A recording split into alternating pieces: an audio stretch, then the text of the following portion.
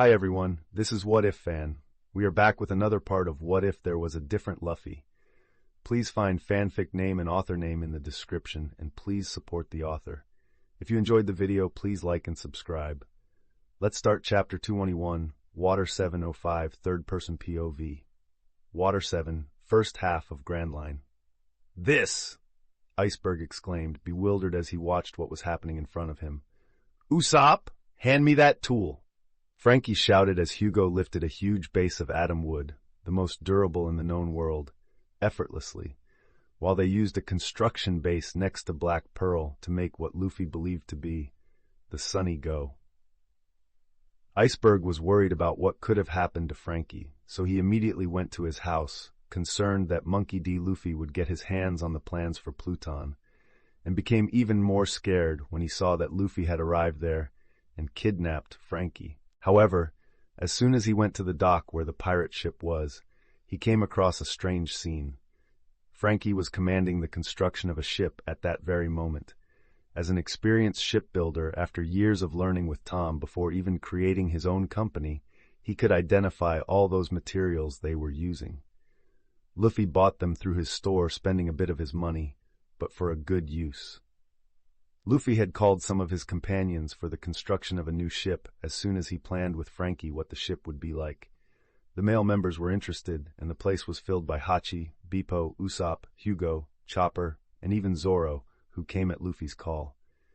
"This will be super cool!" Frankie shouted excitedly.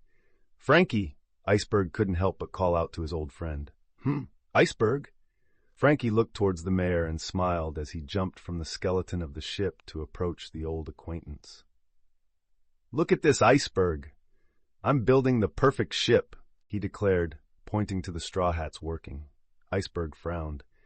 "What do you mean by building a perfect ship? And the blueprints, that pirate knew you had them, didn't he?"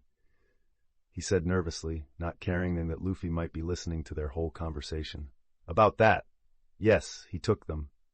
Frankie spoke, scratching his head. "What? And now you're working with them? How does that make sense? We can't let the blueprints fall into the hands of a pirate." Iceberg practically begged. "About that, the pirate destroyed them in front of me, and now I can't stay here. The government will come after me as soon as they find out I had the blueprints," he said. "What do you mean?" Iceberg was surprised that Luffy destroyed them. At least it was better that these blueprints no longer existed than someone having them with the intention of using them, but was surprised by Frankie saying he could no longer stay. "I'm leaving. It's complicated, but I've become a pirate of the Straw Hats and will be departing with them soon," he said. It's not like he accepted it right away, but Luffy convinced him, seeing that he could be pursued, and now he was realizing his dream. "You can't be serious." What shocked Iceberg the most wasn't the fact that Luffy knew the location of the blueprints, but how he convinced Frankie to join the pirates before even he could leave his company until he finally found him. "It's true, Frankie has a lot of potential," Luffy intervened with his calm and distant tone, causing Iceberg to frown. "He's a member of my crew now, so we'll take care of him," Luffy said calmly. Putting that aside, Luffy returned to the construction of the ship's skeleton. He saw someone approaching. "Master, you need me." Baby 5 approached in her maid dress. "Yes, I want you to use your power to weld some things here." Luffy pointed to some iron joining with the atom wood. "Then die!" Baby 5, as always, changed her personality and pointed a missile at Luffy's head, making everyone look at them. The crew was already accustomed to this behavior, and Luffy told everyone not to interfere since any joke the girl plays on him is useless. "If you shoot me, and it only affects me, it'll be fine, but if you destroy any part of this construction, I'll make you regret it," Luffy said calmly, looking at the missile in front of him, but his voice carried a threat that Baby 5 had never heard before. After all, he never really had to reprimand this woman.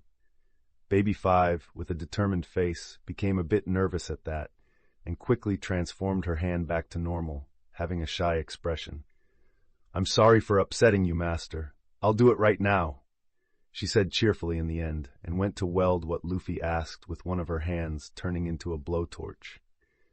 The construction on the ship continued. The girls walked around the town, but as the whole town was scared, almost no shop was open for them.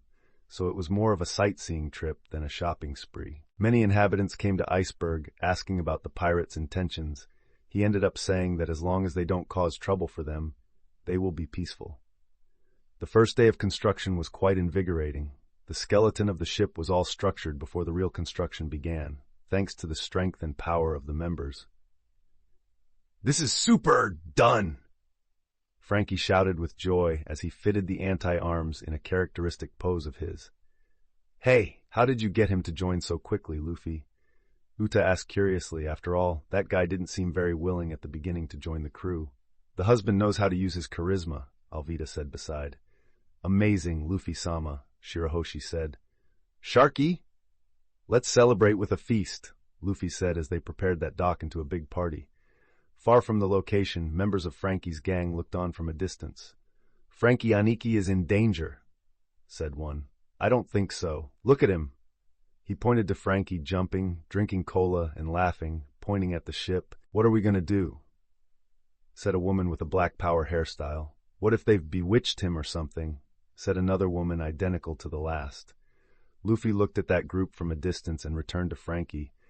"Frankie, go talk to your people. I wouldn't like to receive an attack and destroy your precious ship," Luffy said.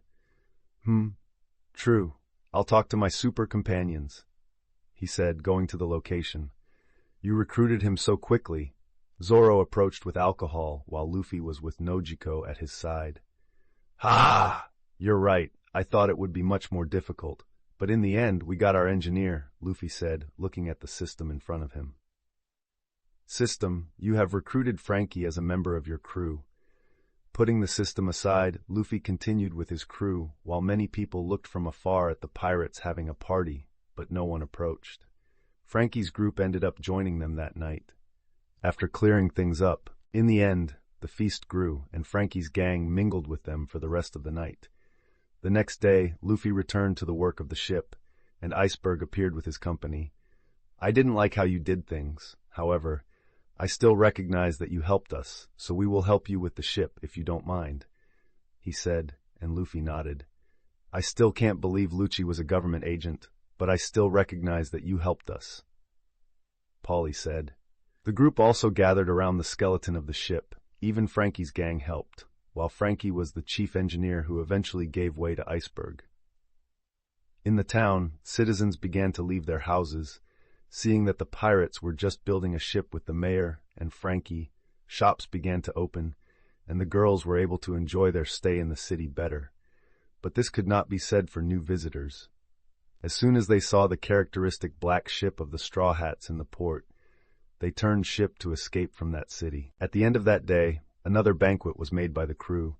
The routine continued, and the city finally got used to the pirates and didn't seem to be afraid, although they trembled in fear when Nami asked for a discount in their shops, even making clothes or anything she wanted for free, making the navigator leave the shops very happy. "This is the train Luffy-sama talked about." Shirahoshi pointed to a means of transport approaching the location. "Luffy." Usopp approached, feeling something coming from that train. "Yes, there's a government agent on that train to spy on us, Hugo. Can you take him out?" Luffy spoke calmly, sensing a very dark aura, probably an assassin, maybe even CP0. Hugo, someone who enjoyed killing anyone related to the government, seemed happy with this kind of job and went into the city. After a while, there was a small explosion somewhere as Luffy carried wood for the ship. But he knew Hugo had done his job. Another day, an agent tried to approach using Geppo. "Usopp, take him down," Luffy said, and Usopp looked up at the blue sky before grabbing his gigantic rifle and shooting with his light power, killing the agent trying to infiltrate the city. "Next time, let me handle them," Zoro complained in the end, having no chance to take care of any agents. But his chance was denied as on the last day they were having a farewell party and unexpectedly, the city joined them, eating and drinking merrily with the pirates. "Our last day here. Soon we will set off to the sea, as we have a big negotiation to make," Luffy declared and looked at the ship, which was still not ready and needed a few more days.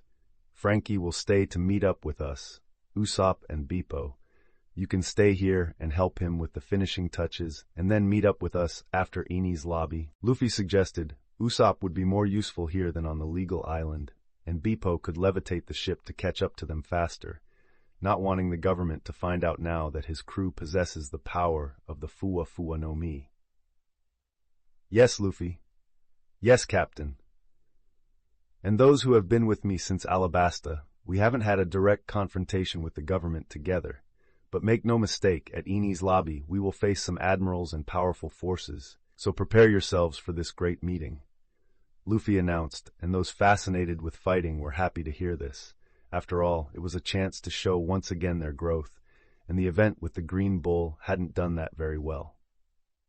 Chapter 2-22 Preparations for Battles 01 Third-Person POV Marineford, first half of Grand Line. Sengoku adjusted his cape, straightened his clothes underneath, ran his hand through his long beard, and adjusted his glasses by pressing them closer to his face with a finger.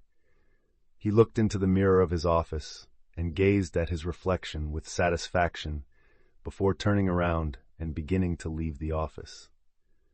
A group of soldiers was waiting for him as soon as he stepped out. "Fleet Admiral!" They saluted respectfully as their hands went to their foreheads, while the other hand remained clenched into a fist behind their backs. "Come on, we're already late," Sengoku spoke and continued down the hallway as the Navy soldiers followed closely behind. "Is everyone already in the square?" Sengoku asked along the way. "Yes, Fleet Admiral Sengoku," one of them spoke.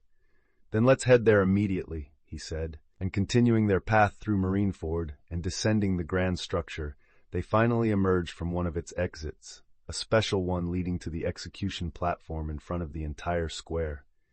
However, today would not be a day for a public execution, as there was no prisoner to execute.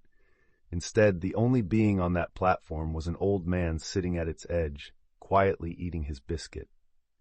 "Garp," Sengoku greeted as he approached with the sailors in tow. "You finally arrived. The sailors down there are getting restless, waiting for you to show up," he said calmly while chewing on a new biscuit. Hand me that Den Mushi," he said, and took the Den Mushi placed next to Garp. "You locked this thing up. It was a good opportunity to share my jokes. My students would certainly love to hear them." "Boo-ha!" Garp laughed, spitting out his biscuit, which fell from that height, landing below and hitting a navy cap. The cap's owner was infuriated with the biscuit pieces falling on him, but he said nothing more while puffing on his cigarette. "Akainu is getting furious with you," Sengoku pointed out. "And that's exactly why I locked the microphone, so you don't end up embarrassing the Navy," Sengoku growled soon after. Ignoring Garp, who laughed, he deactivated the microphone with a personal password and looked over all the men waiting for his speech. There were at least 10,000 sailors down there, all standing rigidly, with all the families of those sailors circling the square, bidding them farewell, as it might be the last time they would see each other. Sengoku took a deep breath and began to speak. "Today, justice has gathered all of you here because it needs to put an end to a threat in these seas," Sengoku started. People in the middle of the crowd like Kobe, Helmeppo, and even Monkey D. Lucy were listening attentively to Sengoku's speech. "The Navy has been suffering great losses since this pirate group entered the East Blue, destroying Navy bases and killing its commanders, yet still coming out unscathed," he began, and took out a paper with the entire history of their target. It started with branch base number 153, killing Captain Morgan. Helmeppo shuddered upon hearing this. Then there was a major destruction in Orangetown. They attacked a sergeant, destroying his ship at sea, and it didn't stop there. Base number 16 in the East Blue was also destroyed, killing Captain Nezumi as well. He continued as everyone listened and clenched their fists, with someone after doing all this, still roaming the seas. Their blood screamed for justice. Sengoku also wouldn't say that Nezumi was a criminal, so he treated him as a victim here to add to the crimes of this group.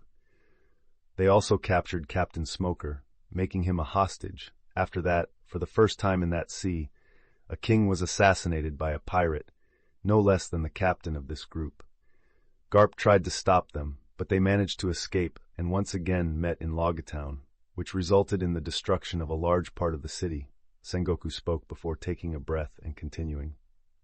They entered the Grand Line. There was a sighting of a large explosion near Whiskey Peak. They appeared in Alabasta, and the Navy spoke again. They attacked Luminarchy. Other islands after some time disappeared. The captain destroyed Jaya.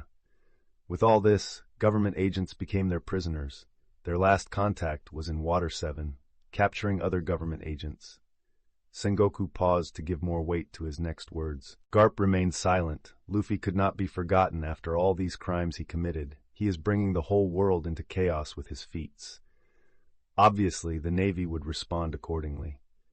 Sengoku also did not know all of Luffy's movements, because if he did, he would be even more surprised.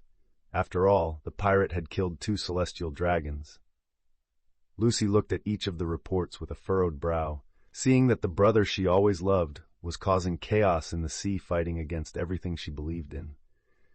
We can no longer let this evil force continue sailing in this sea, so we will negotiate with this pirate gang to recover some government agents, one of them being a captured Shichibukai.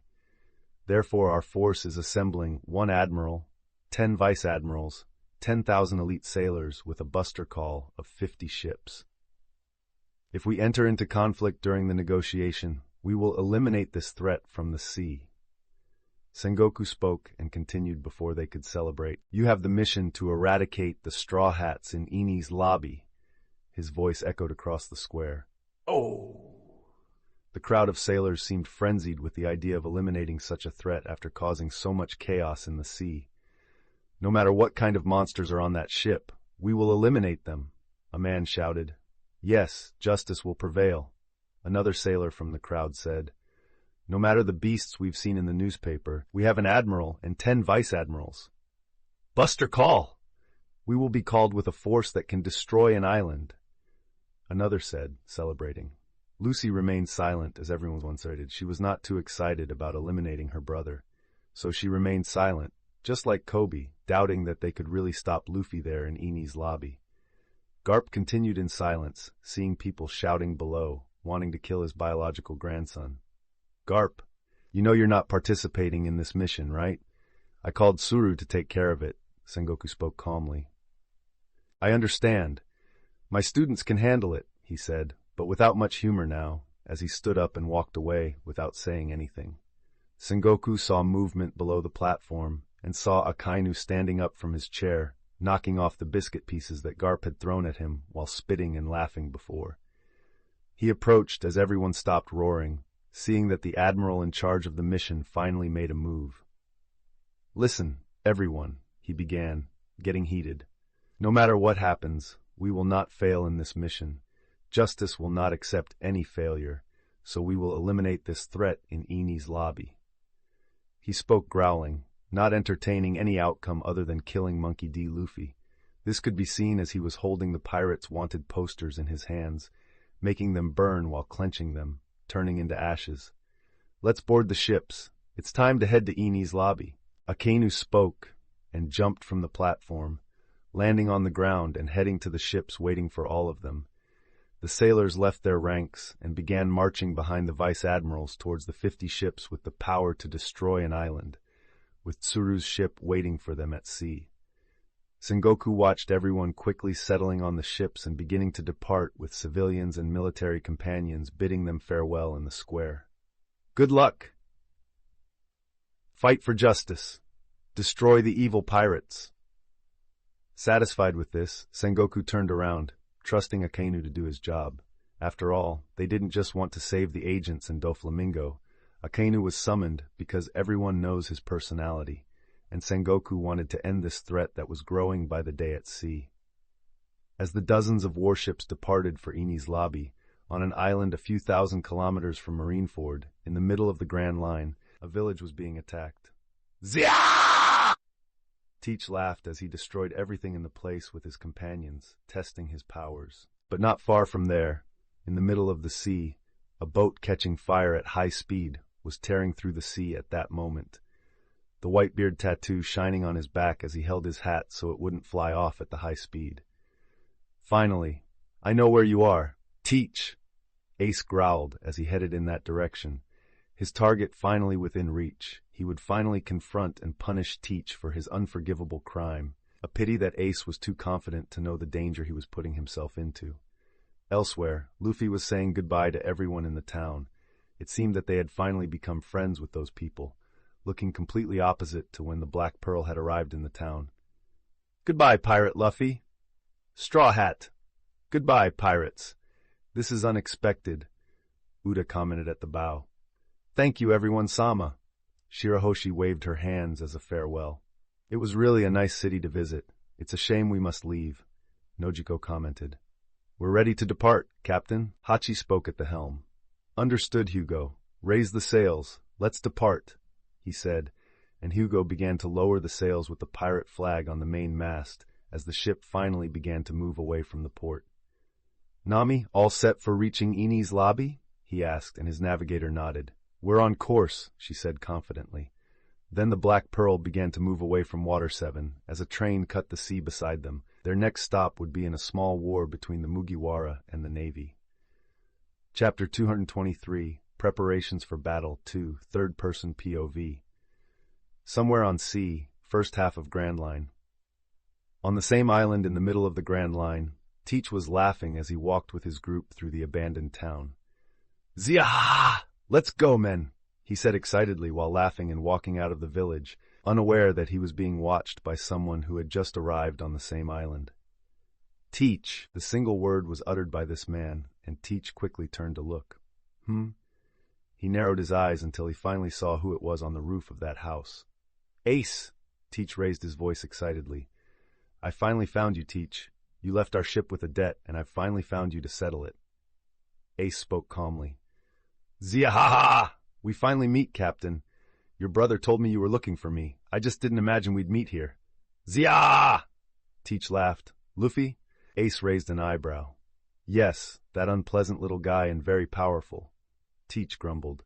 "But speaking of him, my men caught something interesting in a marine call. Did you know Luffy is about to enter a small war with the Navy at Enies Lobby?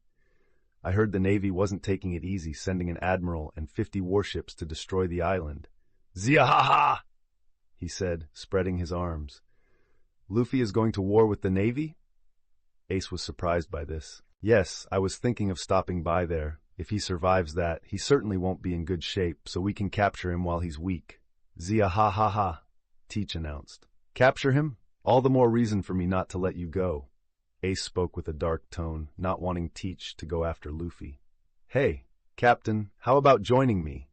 Teach suggested, but Ace just looked at him with the same dark tone. "I'm here to kill you, Teach, not for your nonsense." Ace spoke, and in the next moment, took 2 shots from Blackbeard's sniper. The shots in Ace opened holes filled with the fire of his Logia. Then Ace closed the holes and simulated his pistols with his hand, shooting at the sniper who began to run from the attack. Burgers did not stay behind, picking up an entire house while throwing it on Ace. But the commander of the 2nd Division of the Whitebeard Pirates used his power and created a fire pillar breaking the house, while Burgers got a bit burned. "Hot! Hot! Hot!" he suddenly said, extinguishing the fire near his champion belt. "He's a Logia. You guys back off. I can handle him," Teach said, and his companions started running from there, leaving only Teach and Ace. "Let me show you my power, Captain. The power of darkness," Teach said, and everything around him was filled with darkness emanating from his feet. The battle between Ace and Teach began, with Ace being surprised as he was grabbed by Teach after launching a black hole and sucking him in. But Ace still fought, injuring Teach several times. In the end, the island was being filled by a giant sun of fire and a huge ball of darkness fighting each other. It was only after 2 hours that the fight ended. "Zia!" Teach laughed, seeing Ace fallen on the ground unconscious while his body bled everywhere. "Captain," Teach's members approached. "Look, we caught a big fish!" "Zia ha ha ha!" he laughed with satisfaction. "Are we going to Enies Lobby?" Burgers asked. "No, we have something more interesting here. Let's go to Marineford." Teach said, and they left. A day had passed, while in a place at sea, there was a certain island floating in the middle of a hole, while the water fell before reaching it, as if this place had physical laws different from the rest of the world, considered one of the 3 great structures of the government. Enies Lobby was the point where all the great criminals were judged by a judge before taking them to impel down, as they already call it, a judicial island. Those damn pirates! A cup broke as it crashed against the wall. Spandam, don't get so enraged, said a huge body. How can I stay calm, Fukuru? Years thrown away by a pirate who emerged and simply destroyed everything. Spandam growled with so much hate. Boss, let's get them. We are receiving reinforcements, Jabra said, shaking his mustache. Yes, we'll eliminate them, Spandam said confidently. They will pay for ruining my promotion that I ended up losing because of this. Spandam said, clenching his fists. What should we do, Chief? Kumadori asked, approaching Gray. Now with Spandam more composed, let's get ready. Gather all 10,000 soldiers of Eni's lobby, he said, and the CP9 agents started to leave. Damn you all. You will pay for daring to challenge the world government, straw hats. Spandam cursed. News about Luffy sending the video destroying the plans had already reached him, so his mission could already be considered a failure. What remains is to take down this pirate crew along with the Navy to save his career. Time passed while Spandam remained silent, looking around as he drank wine, until a sailor approached that room. Agent Spandam, the reinforcements are arriving, the man said, and Spandam looked up with satisfaction. That's great. Let's see our guests, he said a bit more excitedly as he was going to the port of Eni's lobby on the way that would lead to Impel Down. As soon as he left, he saw the large fleet with 50 Navy warships approaching the island. Ha! Look at this. Do you think any pirate in this world could resist this force? The man was shouting, looking at the ships. I don't think so, Agent Spandam. The sailor next to him also got excited about this force. The ships approached and started to anchor in the port. The first was the admiral's, stepping off the ship with some officers right behind. Akainu always showed a closed atmosphere, not letting anyone easily approach him. Then he raised his head, surprised when he saw a man stopping him. Admiral Sakazuki, it's a pleasure to be working with you. I've already commanded all the island's forces to prepare for battle. I'm Commander Spandam, by the way, the man said, still with an excited tone. Akainu smoked his cigar, looking at that small man for a while before dismissing him like any subordinate.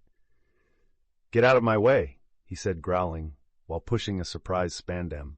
Wait, what is this? I take care of Eni's lobby. This mission is mine, Spandam said, surprised by the disrespect. It doesn't matter. I'm in charge now.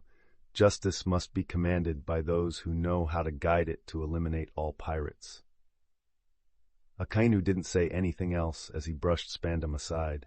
No, this can't be happening, he growled, losing control of Eni's lobby so easily. I can't let this happen, he said before a shadow appeared above him. Get out of the way, said a vice admiral, kicking Spandam, who ended up tripping and falling from the bridge of the port into the water below. Help, he screamed as he fell into the water and the currents moving towards the big hole below the island.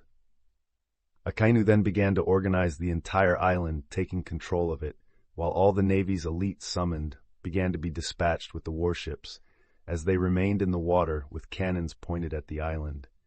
The place was becoming increasingly militarily fortified, while the 10,000 soldiers already on the island turned into 20,000. Do you think we can beat him, Lucy? Kobe approached Lucy, making her rounds in a place on the island. I don't know, but definitely, I am much stronger than the last time we met. I hope to beat Luffy this time, she commented, but there was a nostalgic smile on her lips with the desire to meet her brother after months without seeing him. Yes, I also want to show my strength to him. Kobe spoke firmly. He couldn't do anything with Luffy in Logatown, just watch the chaos in the square without doing anything. Even still not being at that level, he still wanted to show his growth. Yes, I'm sure Luffy will like that, Lucy said, and soon they were interrupted by something. All the loudspeakers on the island began to emit the sound of an alarm. Attention, everyone. The Straw Hat ship is approaching the island. Repeat, attention. A black ship with the Straw Hat flag is approaching. The announcer spoke as his voice echoed throughout the island. They're finally here, Kobe said, almost not believing what was about to happen. Yes, let's go, Lucy spoke. The voice returned over all the loudspeakers. Everyone to your posts. I repeat, everyone to your posts. As the island went into a frenzy with more than 20,000 soldiers preparing for the possible battle, loading their ammunition, checking their weapons, sharpening their swords. Everyone was anticipating everything that could happen in this organization. Meanwhile, in the island's tower, Akainu looked in the direction Luffy was coming with the others, smoking his cigar more than usual. His eyes narrowed.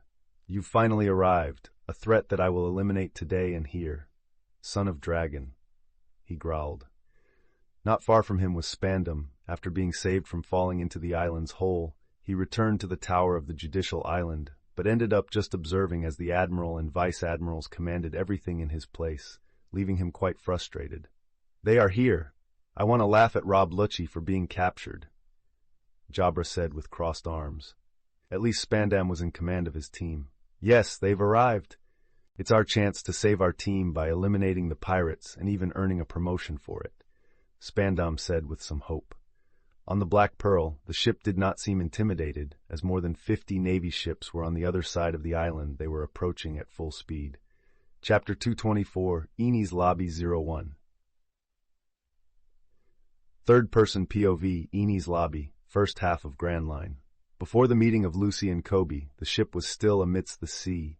"We are getting closer, Luffy," Nami spoke, looking into the distance, with the island becoming a larger point on the horizon. "That's good. It's time for us to go get our prisoners," Luffy commented, entering the ship and heading to the ship's prison along with Zoro and Hugo. Doflamingo, Peijon, and all the captured CP9 agents looked towards the door opening, with Luffy entering along with 2 others. Luffy looked at everyone. Doflamingo and Peijon were being fed now, so their condition wasn't as extreme as the last time Luffy visited them.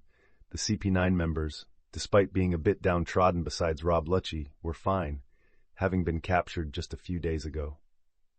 "Hello, everyone," Luffy announced with a small smile, but there was no response back. "They don't seem to like you, Captain," Zoro commented, noticing the silence. Nobody had responded to Luffy's greeting after all. Everyone was angry at that man. "It's all right, but soon they'll be happy, since we are going to release them in exchange for enriching us," Luffy commented with a smile as the prisoners looked a bit surprised. "Are we going to be released?" Bueno asked in his cell calmly. "That's right. We are arriving at the meeting point, so it's better to take you guys out there," Hugo commented. Without adding anything more, Luffy began opening their cells and taking out his prisoners. With the help of his other companions, they brought everyone to the deck while keeping them in sea stone handcuffs. As soon as they left the interior of the ship, the prisoners finally saw that they were in front of the judicial island, with Black Pearl even closer. They were a bit surprised by this, but the scenery looked chaotic, warships everywhere as if a great battle was going to erupt there. "What is this?" Khalifa murmured quietly. "Fu. It seems the government has prepared very well for this negotiation," Doflamingo commented with a characteristic smile. "That's true. I hope they at least bring the agreed money," Luffy commented while crossing his arms, also satisfied with what he was seeing. He expected no less. Black Pearls continued sailing towards the island non-stop, while the local alarm was sounded at that moment. "So loud," Uda commented, looking over the edge of the ship. "Is all this for us? How interesting," Alvida said, placing her club on her shoulder. From the ship, everyone could see movements on the island, with thousands of soldiers getting ready. "Look at that island. It flies in the middle of a hole," Vivi commented, pointing at the island and Uta with Shirahoshi joining her. "Do you think we'll find Lucy there?" Nojiko approached Luffy. "Lucy? I would love to see her again." Uta heard the mention and spoke excitedly. "Lucy-sama." Shirahoshi also expressed her desire to find her. "Yes," Luffy simply said with a smile. "I feel we can find her there," he concluded. The ship continued approaching until the port was right in front of it before falling into the hole, with various Navy soldiers looking at them cautiously all around. The ship finally arrived at the port, anchoring there. "It's really quite a sight," Quina commented. Luffy left the strange structure of the island behind and looked towards the port. He looked down and saw who was the person there to receive him. Quite surprised, he didn't speak to her immediately but looked at his crew. The ones who will take part in this negotiation will be Yamato, Quina, Hugo, Nami, Nojiko, Lami, Reiju, Alvida, and Vivi, he said to each of these members before continuing, while Uta, Shirahoshi, Hachi, Choo-Choo, Robin, Chopper, and the rest of the animals will stay to protect the ship. Luffy wanted to keep the ship safe, and having some members with affinity with water would be the best choice. Everyone nodded, while the members who were going started to take the prisoners, as Luffy left first, jumping from the ship to talk a bit with the person waiting for him down below. He jumped with a smile from the ship while his cape swung with gravity, landing calmly in front of the person. He looked at this person and greeted her with the same smile. "To think that a vice admiral like you would be here to receive me, this is an honor, Miss Tsuru," Luffy commented. The lady herself looked at Luffy with interest. "So you are Garp's other grandson, the troublesome one," she spoke calmly, looking at him, while all the sailors around just nervously watched this interaction. Behind Tsuru, there was a group of women. "That's true. I like to grab the world's attention." Luffy spoke arrogantly and looked around. "I thought you would film something like this, since you are about to tackle the biggest rookie of this generation."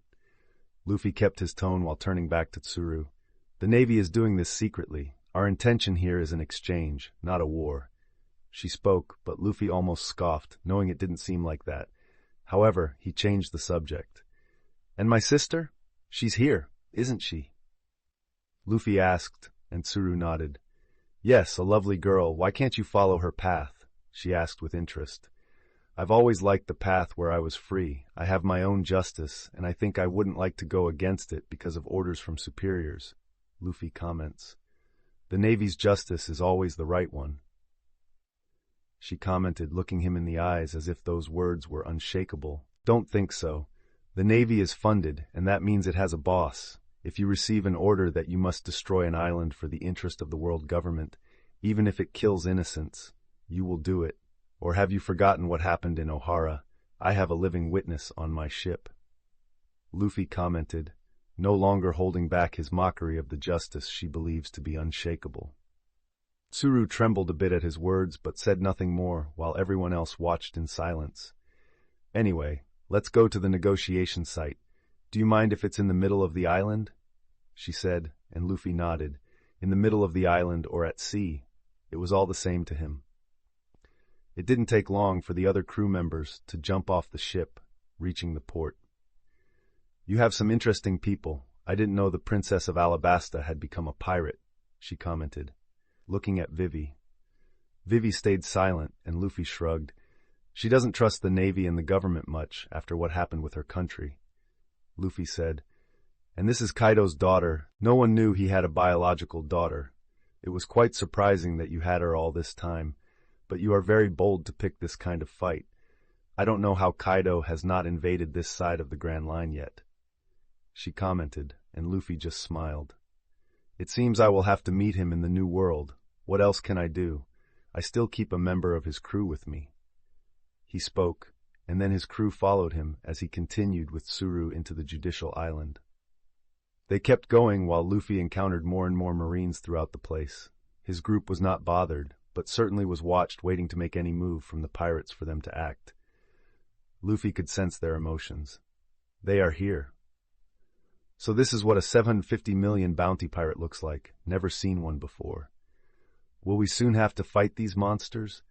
This is a negotiation, not a war. Do you think what will happen if the negotiation fails? Look, it's Doflamingo.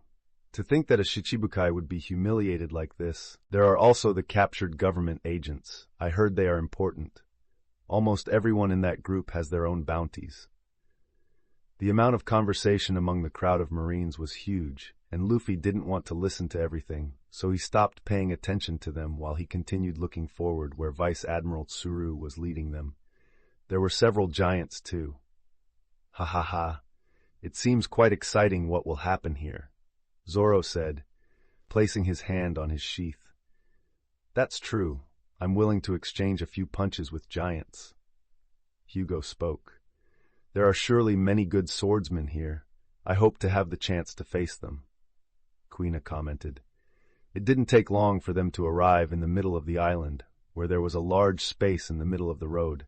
There was a group of personnel waiting for them. Luffy looked with interest at the group.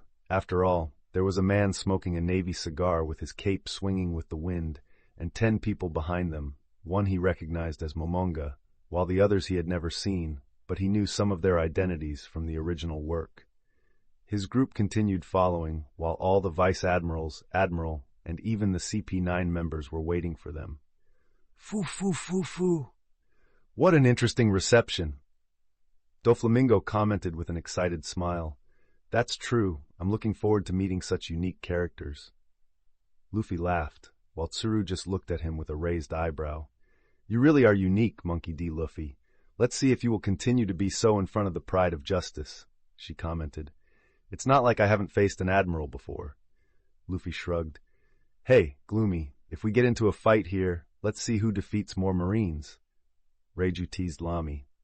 Tsk, of course, but don't cry after you lose to me, Lami said arrogantly.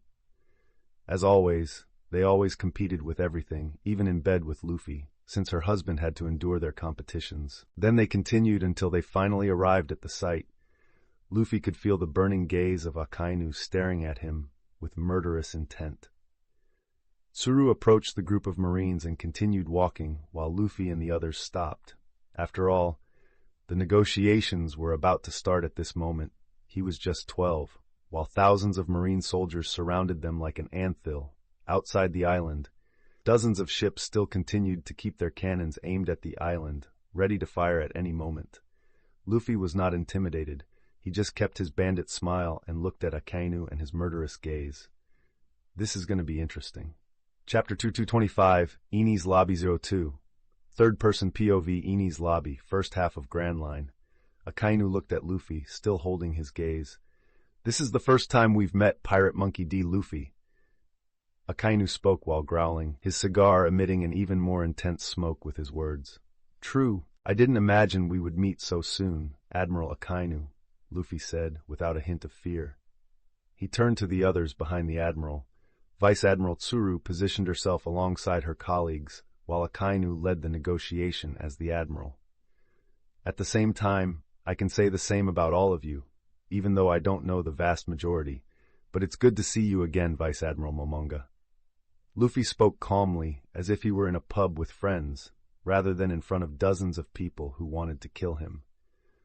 All the admirals were looking, keeping a neutral face to Luffy's words, but curious as they looked not just at Luffy, but the entire group behind him. Except for the Princess of Alabasta, all the pirates maintained a rather calm look towards the admirals, while the high-ranking Navy members maintained an alert stance to engage in combat with the pirate group at any moment. The same could be said of the pirates, closely watching for any movement from the group.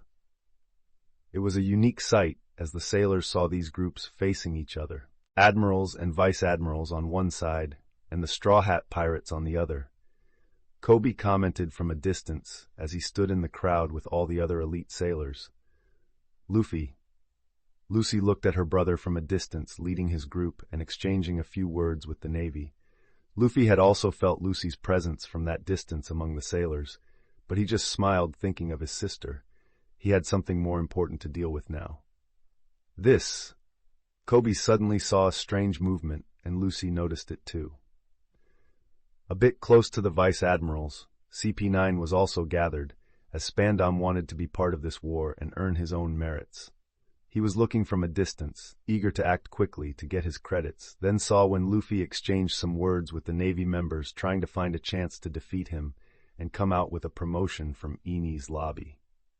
He looked intently as he touched his pistol at his waist, loaded with sea stone bullets. The other vice-admirals noticed this with their observation haki, and the same could be said for the pirates. But nobody cared. "What is he doing?" Jabra asked, bewildered. He wanted to laugh at Lucci being treated like a prisoner, but saw that these two groups were so powerful that he couldn't even breathe. After all, he had to acknowledge Rob Lucci's strength, and seeing him so easily defeated was a warning of how powerful their enemies were. But seeing Spandam's movement, he frowned. "I don't know, but it wouldn't be good," said another CP9 member, Fukuro, fearfully. "I'm going to be promoted," Spandam shouted and wasted no time. He gripped the handle of his pistol and drew it, aiming directly at Luffy. However, before he could squeeze the trigger, Luffy just looked at him for a moment, and, in a glance, launched waves of the conqueror's haki directly at him, while the space seemed to change color on another plane. The wave passed through Spartan as his eyes turned white, and he dropped the gun, falling unconscious the next moment. "Conqueror's haki," said one of the vice-admirals. "What did you expect? Look at his record, look at his family," another vice-admiral shrugged. "He has become much stronger than before," Momonga spoke in a somber tone. Now their instincts screamed to stay away from Luffy, even though he hadn't entered that form he used to defeat him in Alabasta. "Well, one less rat to bother us. Now, let's get down to business," Luffy said and stared at Akainu in front of him, who maintained his usual gaze. Akainu looked at him for a while, holding himself back from attacking just yet, as his hand tightened and heated up. It was like Akainu didn't want to hand over the money. It was a challenge for Luffy. "And what if I no longer want to do business with you?" he asked. Luffy just smiled. "Well, then you'll have to hire the new Shichibukai," Luffy said, swiftly pulling his pistol from his waist and aiming right at the head of Donkusode Doflamingo, the closest prisoner to him. Doflamingo had a powerful body, but with the sea stone added to Luffy's power, Doflamingo's head would be blown off as soon as he pulled the trigger. Luffy didn't take his eyes off Akainu for a moment while keeping the pistol raised, seeing if he really dared him to continue before killing Doflamingo, even if Nami would be a little upset. Doflamingo liked it the least, feeling that he could die right there, which was not good for his already wounded pride. Luffy saw that Akainu said nothing, so he decided to break the silence. "I know you don't care about him. In fact, you yourself would like him dead. However, your boss wants him delivered, doesn't he? So let's resolve this. Hand over the money, otherwise the people above you will be very displeased," Luffy said arrogantly. Akainu looked for a while longer, gritting his teeth for having to do exactly what a pirate wanted, then spoke with a severe voice. "Bring the money," he said. Some cadets who were nearby the groups quickly obeyed, going to the corner behind the vice-admirals and bringing 10 briefcases, placing them and approaching the group. "Open all of them," Luffy said, still with the pistol raised towards the Shichibukai. The cadets hesitated and looked at the admiral. "Do what he says," Akainu growled with disgust. After opening them, Luffy looked and smiled at that, since it was all the money. "Put the briefcases all behind the prisoners," Nami suggested, and seeing that no one from the Marines said anything, the cadets did exactly that, placed them carefully among the pirates, and quickly ran away from there. Luffy looked at his group. "Release all of them," he said, and quickly his crew obeyed, releasing all the CP9 members and the Shichibukai. "Well, you can go now. It was nice our time together," Luffy joked, as the agents snarled and began to walk towards the side of the high-ranking Marines, having lost their mission thanks to this pirate, and returning defeated and humiliated by the enemy. Doflamingo, despite having his pride quite hurt for almost 2 months, didn't seem to care much now. He just laughed as he walked toward the Marines in his strange way. Meanwhile, all the soldiers surrounding them looked surprised at that. After all, it seemed that everything was going well without entering into conflict. "Good thing. I thought we'd have to face them," said a sailor. "It seems it all went well then. I can see my family again," said a second. "How can you say that? We are justice and must eliminate evil," said a third angrily. "Yes, we should be killing them now," another agreed, while others seemed relieved. "Now we just have to wait for them to leave the island and hope these pirates never come back," said another, praying that the pirates would go away. After all, many of them were giant monsters, and they did not want to see these monsters as enemies when they are just ants to be crushed. Luffy hadn't moved an inch to go back. His stance remained the same as before. He looked at Akainu with a smile. After all, this was just the beginning. "Come on, Akainu. That was way too easy and quick. Are you waiting for us to leave so you can attack us from behind? Or shall we start this fight right here?" Luffy commented, looking the admiral in the eyes. All the vice-admirals tensed at that moment with Luffy's words. After all, some of them believed it would be just a negotiation. But Luffy was no fool, knowing Akainu and his personality. Now, without the hostages with them, the battle would be inevitable, as this admiral would do everything to kill them, even if it meant killing most of the Marines here. So, Why wouldn't Luffy face him head-on instead of waiting for a shot in the back? "You're smart, pirate. I really would never let you go," Akainu admitted. After all, that was his personality, and this was his final order from his superiors. He had to eliminate this pirate group, no matter the outcome. "Good, at least you admitted it," Luffy said, laughing, as the whole place tensed up, feeling the heavy atmosphere with Luffy's cheerful laughter, for this was the cue for the beginning of the battle that was about to start. Akainu growled at Luffy as he was laughing so comfortably, while his hand began to emit smoke, transforming into lava and growing, forming a large fist. "Son of Dragon, you will be eliminated today, along with your crew," Akainu decreed, as if seeing the future, and Luffy stopped laughing just to maintain his small smile. "Big words, Lava Man, but can you back them up?" Luffy said arrogantly. The next moment, both Luffy and Akainu moved together. They would initiate a clash, a fist of lava against a fist of purple flames. As they collided the next moment, both using armament haki, sending waves in all directions while everything trembled. This was the beginning of the battle between the Straw Hat Pirates and the Marines at Enies Lobby. Chapter 226, Enies Lobby 03. Third-person POV Enies Lobby, first half of Grand Line. The heat of the lava and the purple flames collided against each other, exploding everything around as soon as the collision happened. The earth was lifted, and a vortex of wind spread to all sides. All the vice-admirals felt the impact as their capes flew against the wind, but they were already prepared to fight, while the Straw Hats also did not lag behind, getting ready for the next clash. However, neither of the two groups moved, just looking at the clash between Luffy and Akainu, both disputing with each other while their powers illuminated the whole island. The collision made the whole place tremble, while all the more distant sailors felt the pressure and the heat of their fruits. "They started to fight!" a sailor shouted. "What's going to happen?" Another spoke with a tone of fear. Lucy commented, protecting herself from the wind and looking at the force of the impact from a distance. "The battle continues between the two until it generated an explosion, with a tie of the two flames, creating a huge smoke while the ground cracked. However, those who were within the explosion remained in the same place still. The explosion echoed throughout the island until the smoke began to disappear, and Luffy appeared at that moment in front of his companions. Looking with interest, Akainu also appeared without any mark of damage. He looked at Luffy with some glint of surprise. "You resisted my lava?" he murmured as he clenched his fist in anger. "My heat should have burned you," he said. "I have the flames of Ifrit, the flames of chaos. It's not the heat of lava that will manage to burn me," Luffy taunted. Akainu gritted his teeth and looked at the pirate. "So be it. I will kill you anyway," he said, and, without turning his face, he issued the order to everyone on the island. "Attention, Marines, attack the Straw Hat Pirates and eliminate them." He gave the order and all the sailors around began to make their move. Even with some scared, there was still justice for them to do. "Well, it looks like we're going to have a fight," Zoro commented, unconcerned, with thousands of Marines running towards them with weapons and swords. He touched his sheath, and his look was on the row of Marines behind Akainu. After all, the thousands of soldiers around him were nothing compared to those 11 behind the Admiral.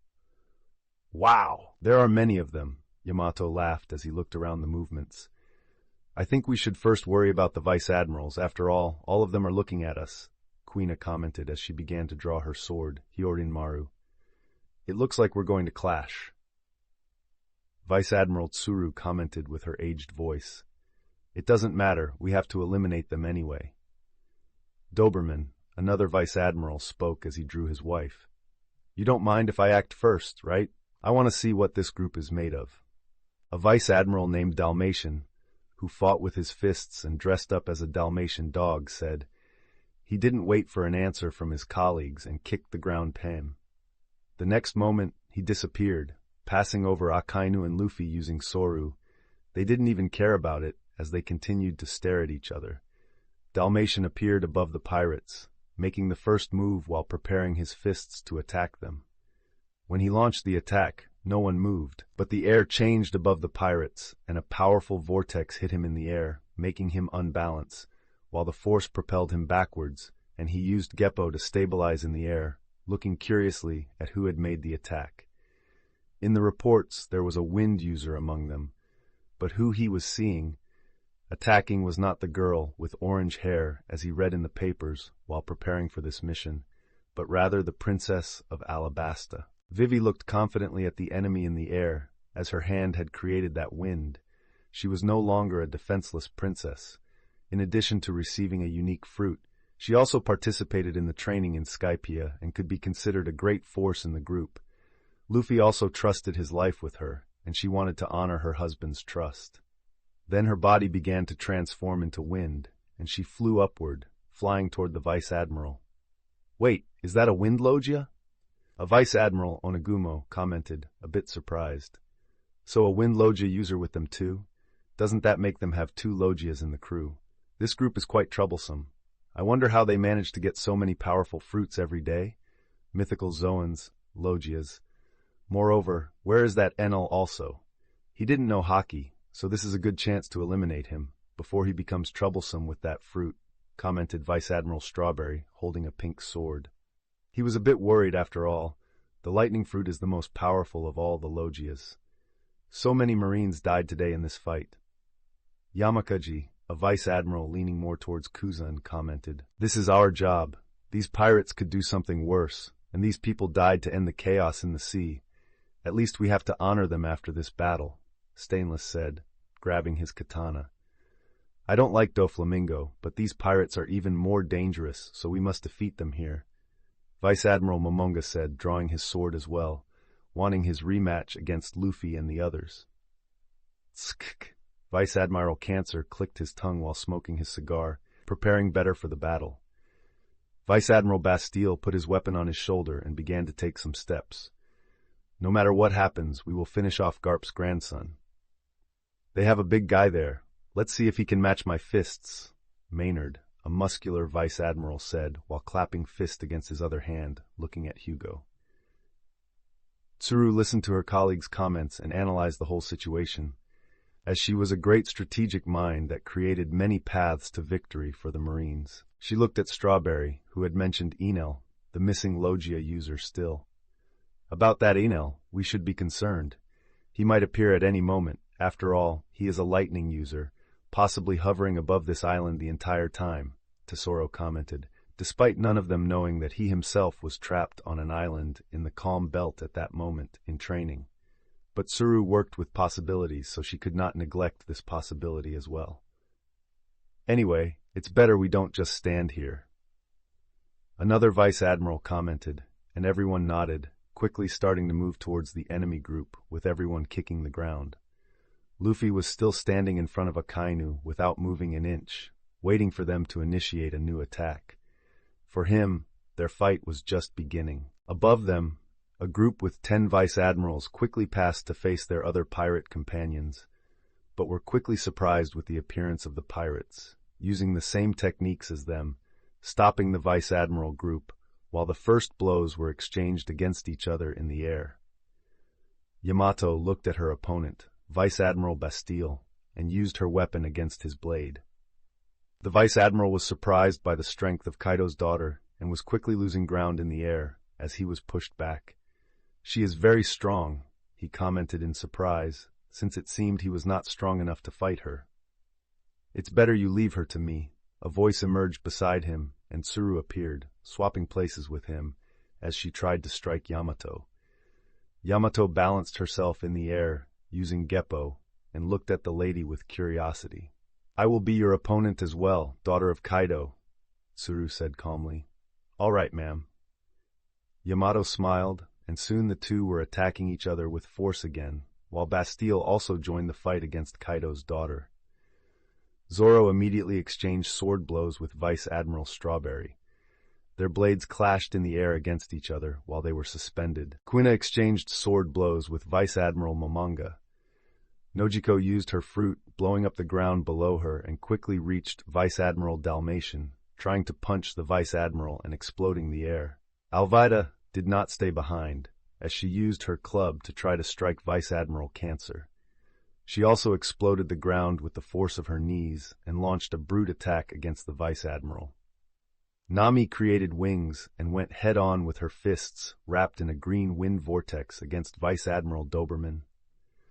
Reiju quickly enveloped herself in flames and flew toward Vice Admiral Yamakaji to kick him. Lami raised her hands and used her power to appear in front of Vice Admiral Onagumo while using her sword. Hugo and Maynard clashed against each other using their styles. Luffy, seeing all his companions facing their own opponent while they were surrounded by enemies, did not waste time. Both moved in sync as soon as the first decided to act. Luffy took the initiative to attack Akainu, wrapping his arm in haki and punching him once more. Once again their fists connected, creating explosions of attacks that made everyone feel on that island. Doflamingo saw this and began to laugh, but also saw the chance for revenge for what happened to him. So he would also interfere along with the Navy to defeat the Straw Hats, and CP9 also did not stay behind. "What are we going to do?" Bueno asked. Everyone looked at Jack Spartan, who was lying on the ground unconscious. "We can't face them in this kind of battle. This battle is beyond us," Jabra spoke. "We can take their weak point," Rob Lucci commented, and looked towards the horizon at the end of the island while the fights were already happening. There, Black Pearl and the rest of the crew were standing. "After all, the most powerful members should be these, so we could use the weaker members to weaken their main force," he commented with a dark look. "After all, if they cannot face the strongest point, then they should start with the weakest link." Battles: Yamato against Vice Admiral Bastille and Vice Admiral Tsuru Zoro against Vice Admiral Strawberry Quina against Vice Admiral Momonga. Nojiko against Vice Admiral Mozambia. Vivi against Vice Admiral Dalmatian. Alvida against Vice Admiral Cancer. Nami against Vice Admiral Doberman. Reiju against Vice Admiral Yamakaji. Lami against Vice Admiral Onagumo. Hugo against Vice Admiral Maynard. Luffy against Admiral Akainu. Chapter 227, Enies Lobby 04. Third-person POV Enies Lobby, first half of Grand Line.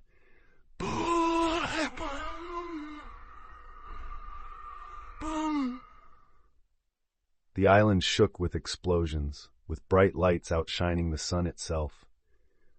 Meanwhile, on the Straw Hats' ship in the harbor, the rest of the crew watched the explosions, wondering what was happening.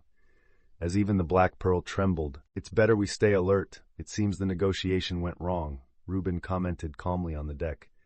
"Are we going to fight against the Navy?" Shirahoshi murmured, a bit confused. "Sharky, Sharky, Sharky," Megalo said next to her, wanting to protect his friend. "Grrr!" Laboon emitted his whale sound. "Karoo!" Karoo was scared while trying to hide somewhere on the ship, running around. "Ni, it looks like we will have to face them soon," Hachi commented. Uta remained silent, looking towards the island with the bright lights fighting one another. "The heat reaches here," she murmured at last. "Wolf! Wolf!" Chuchu barked dangerously towards the island. It didn't take long to see numerous people running towards the ship in white uniforms wielding weapons, just appearing as ants in the distance. "We're being attacked! We're being attacked!" Chopper said while crying and running. Suddenly, an explosion sound happened, not from the island, but from outside of it. A moment later, from the side of the ship, the water exploded. "They're aiming cannonballs at us," Uta alerted. "More cannonballs are coming." Chopper pointed his paw towards the sky, and there were 2 projectiles coming in their direction. Hachi decided to act now, grabbing his swords with the 6-sword style. He quickly sliced the air, sending flying slashes with Rankyaku towards the cannonballs, making them split before exploding in the air. "Bomb!" Robin wasted no time and began using her fruit, making eyes appear all around the coast. She didn't take long to spy on everything that was happening and returned to the others. "We will be attacked soon. There are at least 2,000 Navy soldiers coming towards us, besides the 50 ships, and some are approaching this side already." She pointed to a corner where there were 10 ships coming towards them. "Leave it to me. I'll handle the ships." Shirahoshi took initiative while speaking and quickly jumped into the water. Meanwhile, on the ships, a man with a magnifying glass looked towards the movement of the Straw Hat's mermaid. "That mermaid. She jumped into the water. Get ready to capture her," he said, and everyone nodded, preparing to launch new cannonballs at the ship and take care of the mermaid approaching. "She's a mermaid. What can she do coming towards us?" said one sailor, mocking. I heard she's one of the most beautiful women in the world. I'd like to see her, another man spoke. Meanwhile, the same man with the magnifying glass continued looking and saw a shadow in the water approaching. But it wasn't quite a shadow of a mermaid, or at least she had changed from a mermaid and suddenly began to grow more and more, covering the whole area. "What is this?" he asked with a surprised look, seeing those huge shadows heading towards the Navy ships. "Careful," someone spoke, pointing to shadows emerging under the ships. Suddenly, the waters explode and a huge leviathan appears, biting the hull of the ship and throwing it away with a movement of its head. "Help!" the sailors screamed, but the leviathan didn't stop, as everyone was frozen, watching a ship flying and the leviathan now looking towards them. The mermaid princess, in the form of a leviathan, opened her mouth and began to suck in a blue energy, preparing a devastating attack. "Shoot! Shoot at her before she attacks us!" the sailors shouted and began to act against the leviathan. "What is this? Since when can sea monsters be so dangerous?" a man asked. "Strangers, we use technologies to keep them at bay. I don't know what's happening. Who is this sea monster? Could it be one with a... could it?" another asked, considering the possibility of it being a devil fruit user. They began to fire cannonballs at the transformed mermaid princess, but the leviathan's hulls were resilient, covering her entire body, and the balls simply bounced off her without harm as they exploded. Shirahoshi finally charged all her power and with a roar, launched a blue water energy at the ships, devastating them instantly as they were blown up. "Impossible! She destroyed 3 Navy warships with that attack. What is this sea monster? Why is it attacking us?" shouted another man on a ship still intact. Shirahoshi did not stop. She began to fight against the sailors as they tried to use some techniques of the 6 styles. After all, they are the elite of the Navy. But Shirahoshi, even before eating her fruit, had started her training since she began sailing with Luffy, and she was the most talented in the crew with haki, dodging their attacks and even withstanding some without care, while she began to devour the sailors and launch water from her mouth, biting the other ships. More and more ships began to explode with the power of her icon. From afar, one could still see 6 ships fighting against the giant serpent, as more and more ships were blown up and sinking, while the screams of terror from the sailors could be heard. "It seems she is handling those ships well," Robin commented. "We should be more concerned about that army," Uta said, and pointed to the harbor where there were several thousands of Marines running towards them with weapons and swords, shouting that they would defeat the Straw Hats. "Wolf! Wolf!" Chushu decided to act. Then he barked and jumped off the deck, saying he would fight the sailors in the language of dogs. "Go, Chushu!"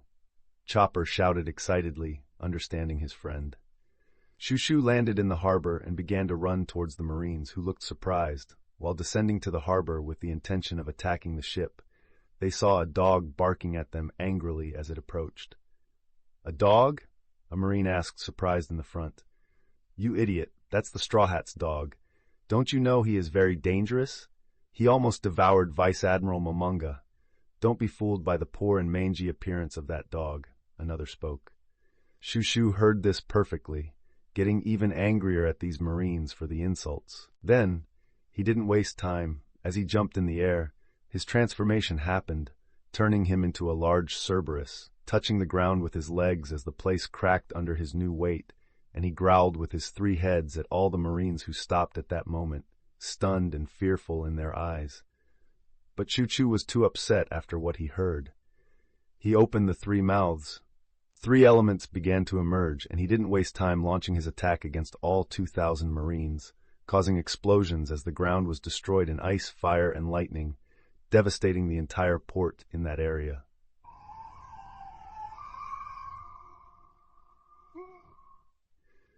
Debris flew everywhere, and in the sky, a group of people flew past it, dodging while Chushu didn't let any sailor pass on the ground. The crew on the ship quickly noticed the movement in the sky. "Ni! It looks like they are coming this way," Hachi commented, but everyone already knew while keeping their heads attentive to the sky. "Aren't those our former prisoners?" Chopper pointed out. "Yes, it seems that after they were released, they came after us," Uda said. It was CP9. They observed the explosions happening in the port and on the water, ignoring them for the moment, as their goal was to capture the weaker members of the pirate crew. They finally approached the ship and paused for a moment while looking at the rest of the crew. There were Hachi, Uda, Robin, Chopper, Laboon, and Karoo hidden inside the ship. "CP9, Reuben commented, looking at them as they also looked back at her. "You're the demon child, Nico Robin," Rob Lucci said as he faced her. "It seems we can have some important people from the group and use them as hostages," Bueno commented. "2 women, a fish man, and some mangy animals for our team to handle. What a shame for us," Jabra commented, dissatisfied. "No matter, a weakness is a weakness. Now let's attack them," Rob Lucci commented and advanced towards the ship. However, Hachi, Uta, Robin, and Chopper responded in kind, also using Geppo and Soru quickly, surprising everyone. With their strikes, they made everyone from CP9 immediately retreat with that attack, quite surprised because they did not have information on many of the Straw Hats beyond the main members. Then, seeing others using their own techniques, even superior ones, was quite startling. The battle on this side was just beginning. All the Straw Hats were involved in this battle. Meanwhile, in the sky, a bird quickly appeared, using a camera. This was none other than Morgan's, learning about the operation, and he didn't want to miss it, so he personally went to Eni's lobby. "This is really great," he screamed excitedly. Explosions and more explosions. Fighting between a type of pirates against a whole squadron of vice admirals, led by an admiral intending to exterminate this band of supernovas. He celebrated. "I'm rooting for the Straw Hats. If they win this fight, they will become an unparalleled legend on their journey before going to the New World." Morgan shouted joyfully. "Now let's try to capture all the fights, because all of them seem so interesting," he said and went back to filming from that height. Chapter 228, Eni's Lobby 05, Third-Person POV. Eni's Lobby, first half of Grand Line. Baby 5 was scrubbing the captain's room, as he had asked her to clean it as soon as they arrived in Eni's lobby. He had put his maid to do it, precisely so as not to bother him in the negotiation, since it was Doflamingo after all, and he didn't know how the woman would react to that. "The master will surely like his room," she exclaimed internally. "How he always needs me," she said satisfied, and looked at the place shining, clean floor, sheets changed, scented environment. "Maybe I should break something. He could punish me tonight," she exclaimed like a love-struck girl. But something happened at that moment. She saw a vase she had cleaned from the captain as a decoration of his room, and thought about knocking it down to break it. However, the ship suddenly began to shake, and that vase she planned to break suddenly swayed and fell from the dresser, breaking on the floor. She was at a loss for words for a while as she saw the broken shards scattered around the place, just watching the mess without saying anything, until a shard moved towards her feet, which she quickly crushed with her heel. Her calm look turned into a wild and stern gaze as the whole atmosphere around her darkened, while veins appeared on her forehead. She began to scream with all her might. "Who dares mess up the master's room?" She shouted angrily, as she clenched her fist and started to leave the room, heading towards the outside of the ship. She walked through the corridors with long strides while letting her mop fall, and quickly opened the deck door, facing a war happening on all sides. There were explosions, roars of monsters, and people hitting each other in various directions, but Baby 5 was not shaken by this. She just looked at some members of her crew fighting in the air against a group of strange people using Geppo. At the port, the place was destroyed by Choo-Choo transformed into Cerberus while launching elemental attacks on the scared sailors trying to escape and not die. In the sea, a giant serpent was finishing off the last ships, blowing them up and sinking all, to head towards the other ships on the other side of the island, still launching cannonballs. Baby 5 also noticed explosions happening on the side of the ship, launched by those ships that Shirahoshi intends to destroy. Some bullets were flying towards the Black Pearl at that moment, but she noticed both Megalo, Laboon, and Karoo protecting the ship at that time. Karoo, despite the fear, used air cuts, exploding the cannonballs. Megalo used Shigan and Laboon Takai, while the bullets exploded on his head without affecting him. Baby 5, still irritated, ignored the cannonballs, not letting herself be shaken by the war on all sides. She just wanted to destroy someone and find the responsible for messing up the captain's room. Turning her gaze upwards, seeing that some of her companions were still fighting against enemies, she decided they would be the first to feel her wrath. She walked to the middle of the deck and bent her knees before jumping off the deck, exploding the place, while flying into the sky. Her feet became a kind of propulsion engine that Luffy had suggested while they were training, making her propel with more speed in the air, looking like a blur if she added some techniques of the 6 styles she learned. Kaku was fighting at that moment against Uda when he felt someone coming in his direction at high speed. When he noticed, Baby 5 was already above him, while her expression showed fury.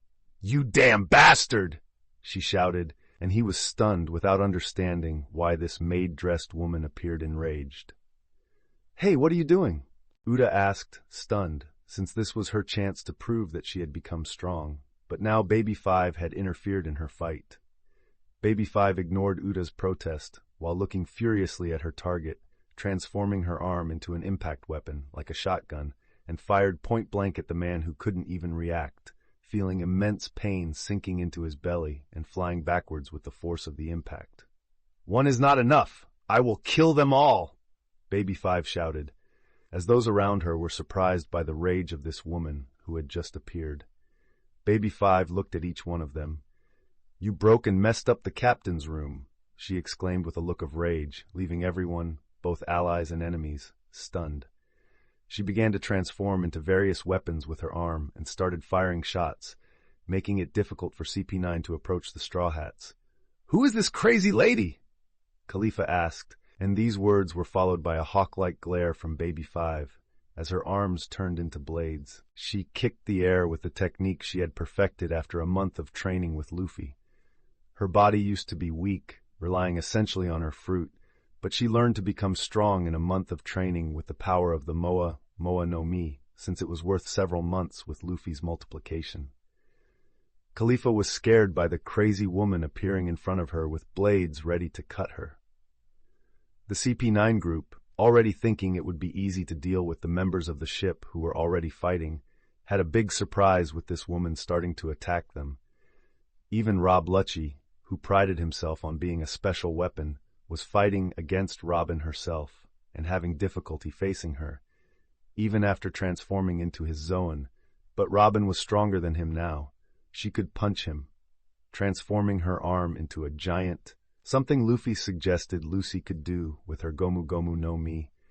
He received this giant punch from the girl, making him fly in the air with pain. Bueno opened a door behind Robin and tried to surprise her, but 6 hands grew on Robin's ribs and launched Shigen while air bullets flew towards Bueno, without Robin turning around, hitting him as he fell bleeding. She may not have learned haki yet, but after learning the 6 styles, she became a powerful warrior. "Damn, how can this be so strong? Isn't there anyone weak here?" Jabra said, indignant and wounded by Hachi, who easily cut him. Meanwhile, at the port, Shushu was unforgiving of the enemies, launching attacks in all directions. The port was already completely devastated, while the sailors made every effort possible to try to stop him, launching their weapons and cannon shots, which simply hit an animal and then exploded. But, as the smoke dissipated, Cerberus seemed not to care about the damage, as they began to launch more elements in all directions. "What can we do with this dog?" "We can't face it," a scared sailor shouted. "Help!" another screamed, as the ground in front of them exploded, and he was enveloped by the flames of one of its heads. "Help!" Some sailors also screamed before being turned into ice sculptures with its freezing rage. "Reinforcements! Call for reinforcements!" another shouted, as he tried to escape and the ground behind him exploded with lightning. "Mr. Commodore, we need reinforcements at the port. I repeat, we need reinforcements." An officer spoke, while looking at the chaos that the 3-headed dog was creating in the distance. "Call for reinforcements." Another was yelling into the Den Mushi. Meanwhile, in the water, the ships continued to fire at the Black Pearl from the side of the island. "Fire at that ship! Sink it!" An officer ordered while pulling the cannon's rope, which exploded, launching new bullets towards that side. However, the bullets exploded above the ship, not damaging it, being protected by all three animals. Damn, how can it be intact after so many shots? Who is stopping our bullets? They spoke, not knowing that there were three animals protecting the ship at that moment. My lord, and those 10 ships that sank on the other side, wasn't there a sea monster there? A sailor asked worriedly. Yes, we no longer see the monster, but stay alert, it returned to the water and might be coming for us. Another man spoke with a lot of concern in his tone. The monster! It's here! Those ships realized a giant shadow that was beneath them. Fire at the monster! Don't let it get close! Some screamed while exploding cannonballs in the water, but the Leviathan didn't seem to care about it while already being in the midst of all those ships. Damn! Don't let it get close! Said a captain before a huge shadow emerged behind him with the seawater rising over him and blocking the sunlight. This! The man turned cautiously as the Leviathan stared at him with fierce eyes, no longer bearing any trace of the gentle mermaid princess that was Shirahoshi. All the ships were scared while screaming together. She's here! Before the war began on that side, as Shirahoshi attacked the first ships in front of her.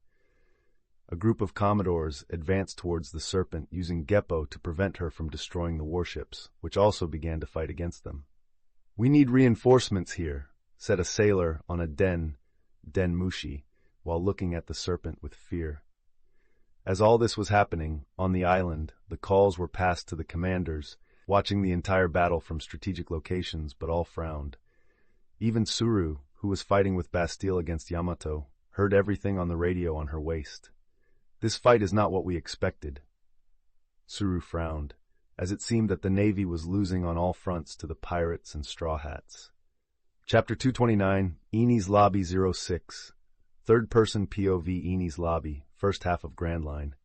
Luffy found himself surrounded by various battles, but there was only one he was interested in, as he struck Akainu once again with his flames, fighting against the Admiral's lava. He diverted his attention, slightly worried about the money being carried by Nami at that moment.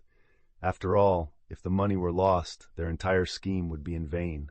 You're underestimating me, you damned child! Akainu growled, noticing that Luffy was paying attention to something else. He increased his strength against Luffy, making him fall back. Luffy wasn't bothered by this as he flew. He used it to his advantage while quickly stabilizing and launching into the sky where various battles were happening at that moment. Explosions and flashes of combat filled the sky, while the 6 styles were executed by all the fighters. A particular duo caught Luffy's attention, and he smiled, heading towards the fight where Nami was battling Vice Admiral Doberman, the man using his weapons against the Garuda claws created by Nami. Damn all these Akuma no Mi users! Doberman said as he moved away from the claws and tried to stop them, while Nami continued launching attacks. She had entered Phase 1 as veils passed over her entire body, and she displayed large white wings. She kept all the money cases close to her, while a claw still held them. She looked at her enemy who flew towards her, and she also began to attack him, wielding a spear that Luffy had made her use as her official weapon. They exchanged blows as she began to materialize claws in the air that tried to cut the Admiral, who dodged and tried to fend off both the claws and Nami's own spear. Luffy flew towards them. At that moment, he felt a sudden heat. He saw a huge fist of lava flying towards him, but he made no move to dodge. As the lava fist hit him, exploding the area around them, even the morning people were surprised by the explosion. However, Luffy reappeared unharmed, but unlike before, he entered Phase 2. Showing his beastly form, he still flew towards Nami. "Nami!" he shouted. "Give me the bag!" he said, and the girl nodded, throwing the bag to him. He quickly caught it and made it disappear, getting all the money into the system. As soon as he was satisfied, new fists of lava flew towards him. There were at least 20 of them, as one of them didn't harm Luffy much, being a fire beast. He looked at Akainu's blows and began to wrap flames around his arm, before launching his own attack. The great flame rocks hit the lava fists, causing explosions and heat in the environment. These 2 attacks even affected the crew and vice admirals around. Boom! Boom! Boom! Boom! Hey, Luffy, be careful! Kuina complained as Momonga was on top of her. She was struggling to face him but used her Shiva transformation in Phase 1, where she created a cape on her back and increased her ice power with glowing veins in her body in a blue tone, and her eyes were almost white with a hint of blue. "Pay attention to the fight," Momonga said, appearing in front of Quina trying to strike her, which she slightly avoided. He looked at her moving away as he dodged the blow between Luffy and Akainu. "You're very much like that girl who walks with Smoker," Momonga noticed. "Tashigi, I've met her," Quina said, shrugging without saying anything more, and focused her energy on her sword, which began to glow the next moment, and she started to emit ice, freezing the space around. Momonga was surprised when a huge ice dragon formed and launched towards him, which he tried to counter with an aerial slash, but the dragon didn't stop as it tried to reach him. He dodged its teeth, while the ice dragon continued to chase after Momonga, who moved away before putting his sword back in the air and focusing as the dragon came back to attack him. Approaching closely, he focused on his fencing and launched the attack just as the dragon made another strike, and Momonga cut the creature in half, dispersing it, but he didn't have time to pay attention to that because above him, Quina suddenly appeared and attacked him, crossing their swords in those moments. "This ice power, not even Kuzan can create creatures that attack," Momonga murmured as sparks flew from the clashing swords. They only stopped trying to overpower each other because at that moment, Hugo and Vice Admiral Maynard appeared between them, exchanging rapid punches with their fists as they ran through the chaos, appearing in the middle of many people's fight as they exchanged blows against each other. "You're strong, big guy," he commented. "You haven't seen anything yet," Hugo said, and his body began to transform into various rock spikes spread across his entire body, entering Phase 1 of Titan, and before the Vice Admiral could react, Hugo was already on top of him, launching an attack that hit his face and sent the Vice Admiral flying to the opposite side. The Vice Admiral flew to the ground, falling almost on the lava left by Akainu behind Luffy at that moment. Hugo didn't want to wait and flew down, propelling his body with Geppo as he approached, making the ground explode where he had knocked down the Vice Admiral. The ground cracked and rose with the impact, but while Hugo was in the midst of the dust, a punch with Haki hit him, making him retreat several meters away.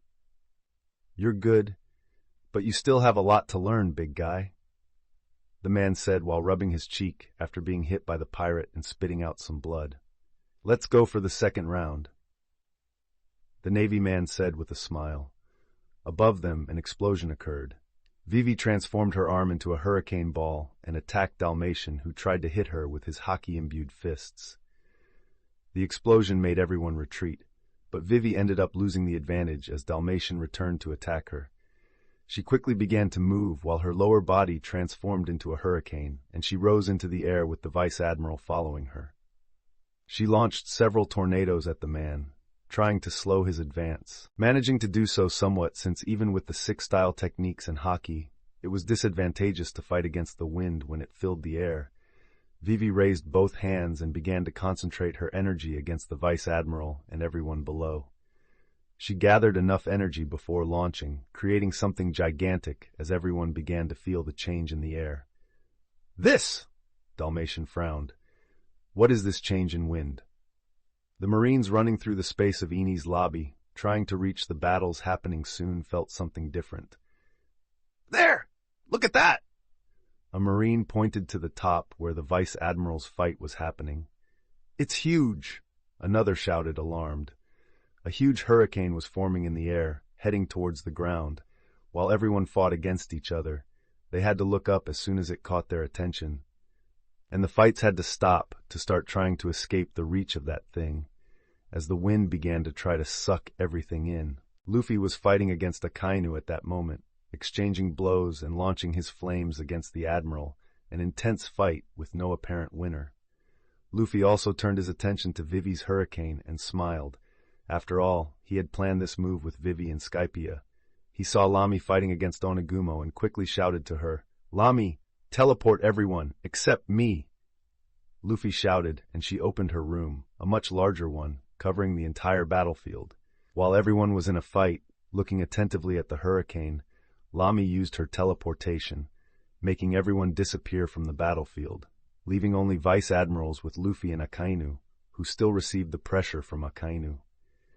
Vivi looked down from a safe space, as it was not within the hurricane's reach.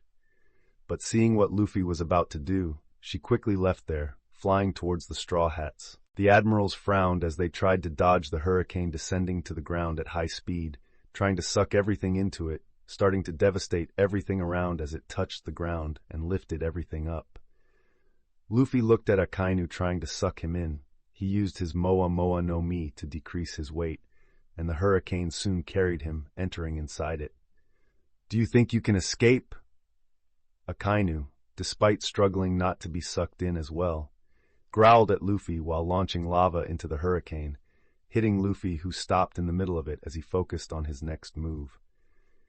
Inside the wind vortex, Luffy felt Akainu's attacks from a distance, and he had to endure the heat of his lavas and blows, while his body began to glow bit by bit. In the next moment, a dazzling light came from the base of the hurricane and began to fill all the wind, turning it into flames of chaos. This stood out everywhere and left the entire island stunned, as everyone could see the size of the hurricane now made of Luffy's flames. This is the same move that Luffy made in Alabasta, fighting against Crocodile. Luffy now had possession of the hurricane and could control it as he wished. Then he sensed through Haki where the vice admirals were and launched the hurricane against them, who quickly flew away trying to avoid that thing, even catching Akainu by surprise. But he didn't move. After all, he was made of magma, and those were just flames. There was no Haki involved to harm him.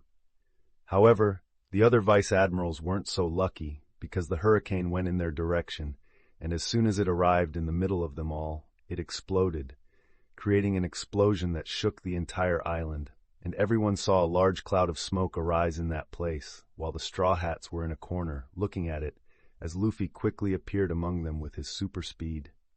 "Ha ha! That was amazing," Luffy said, satisfied, and could see how all the Marines were scared by that. "I think you overdid it, Luffy," Nami commented, but there were no complaints or tension in her tone. Vivi also joined them, and it didn't take long for the smoke to start to dissipate, and all the vice admirals appeared on the destroyed ground, but they were still okay, although some had burnt clothes and tense expressions. "Luffy, I want to fight my opponent without interruptions," Zoro complained, and Luffy nodded. After all, this move had come up last minute. "All right, let's now fight individually," he said, and the Straw Hats were ready for a new round with the Vice Admirals and Akainu. Chapter 230, Enies Lobby Zo 7. Third-person POV Enies Lobby, first half of Grand Line. The explosion of the flame hurricane finally subsided, but everyone was still feeling the impact as many cracks spread across the island. Many Marines stopped running and looked at the huge smoke after the hurricane exploded, wondering what it was. "The Vice Admirals were caught in the explosion," said a Marine. "What was that?" "Will they be okay?" said another. "Did Luffy do that?" Kobe asked amidst the strength of the Marines. But suddenly, all the Vice Admirals emerged from the explosion still standing, boosting the morale of the Marines once again. "They're okay," shouted a woman wearing a Marine cape. "They won't fall so easily. This is one of the main forces of the Navy," said another. "They are the Vice Admirals. There's no way they'll lose to the pirates," spoke a captain. "Look, they're fighting again." Another person observed the movements between the two groups once more. "Go, kill the pirates," someone shouted. "Defeat the evil," said another.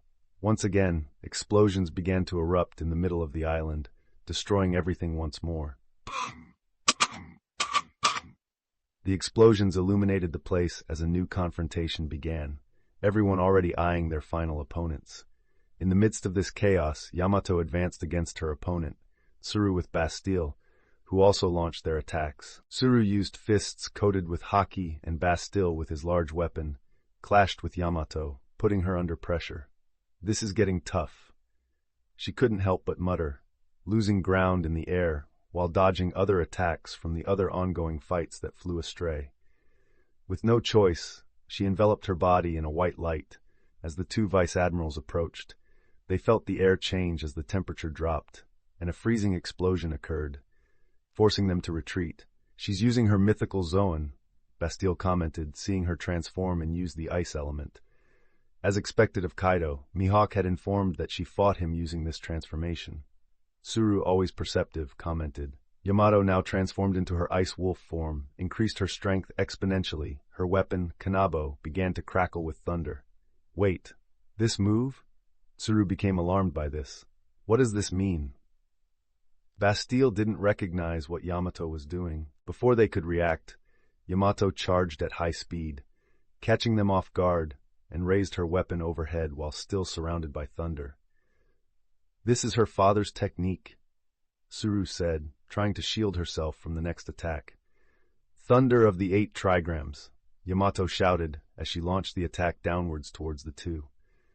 An explosion occurred, illuminating the entire battlefield at that moment, causing many to turn their gaze to that area. Thunder boomed as Tsuru and Bastille were sent flying like rockets towards the ground. What? A vice-admiral knew very well what he saw. Kaido, another exclaimed. This is his daughter. One of them frowned. Yamato had trained this technique after Luffy had asked her to learn and master it. She already knew a bit of the technique, but it was still incomplete at that time. But now the girl had mastered it. Tsk. In a field dominated by lava, Akainu had a fist enveloped in lava, looking to the side with a furrowed brow and snarling. Pay attention to our fight! Luffy appeared at that moment in front of him, and before Akainu could react, he struck the side of his face, sending him flying to the opposite side. On the ground where Tsuru and the other vice-admiral were sent flying, the woman reappeared from the ground, her forehead bleeding, while Bastille limped out, kneeling and spitting blood. This girl really got us good, Tsuru said as she watched Yamato leap into the air with Geppo. She turned her attention to the fallen vice-admiral. Let's go, vice-admiral. Justice cannot wait, she said, and he got up nodding as he picked up his weapon from the debris. Meanwhile, a red energy flew in that direction, causing Tsuru and Bastille to jump before they were hit. The energy came from Zoro's sword, which Strawberry dodged with some difficulty, almost hitting his comrades. Zoro didn't stop. His blades began to glow with red and dark energy. This pirate surely has his own abilities.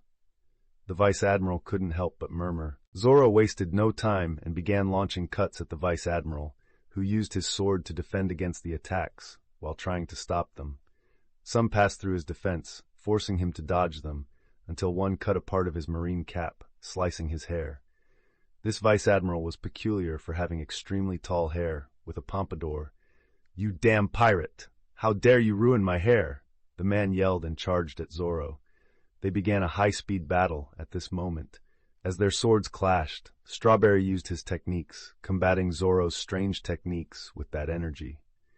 The fight began to pound against each other as the space distorted, but Zoro was gaining the upper hand against the vice-admiral without using his transformation like many of his companions. One of Zoro's energies escaped the battle again and exploded below them, while Alvida launched an attack at the vice-admiral Cancer, but had to dodge Zoro's attack. Jumping backward. Hey, watch it! Alvida complained. You're such a beautiful woman. Why did you choose this life? The vice-admiral said as he landed at a spot. I'm a married woman, and my husband is my captain. Does that answer your question? Alvida spoke with a somber tone. Tsk, what a shame. The vice-admiral said as he smoked his cigar. Alvida advanced against the opponent. While he tried to punch the woman, Alvida used her Akuma no Mi to gain even more speed, and before the vice-admiral could react, she struck him with her weapon in the torso, sending him flying backward at high speed, breaking everything in his path.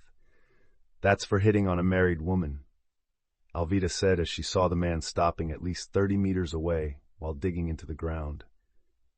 Lamy continued fighting against Onagumo in a space made by his room.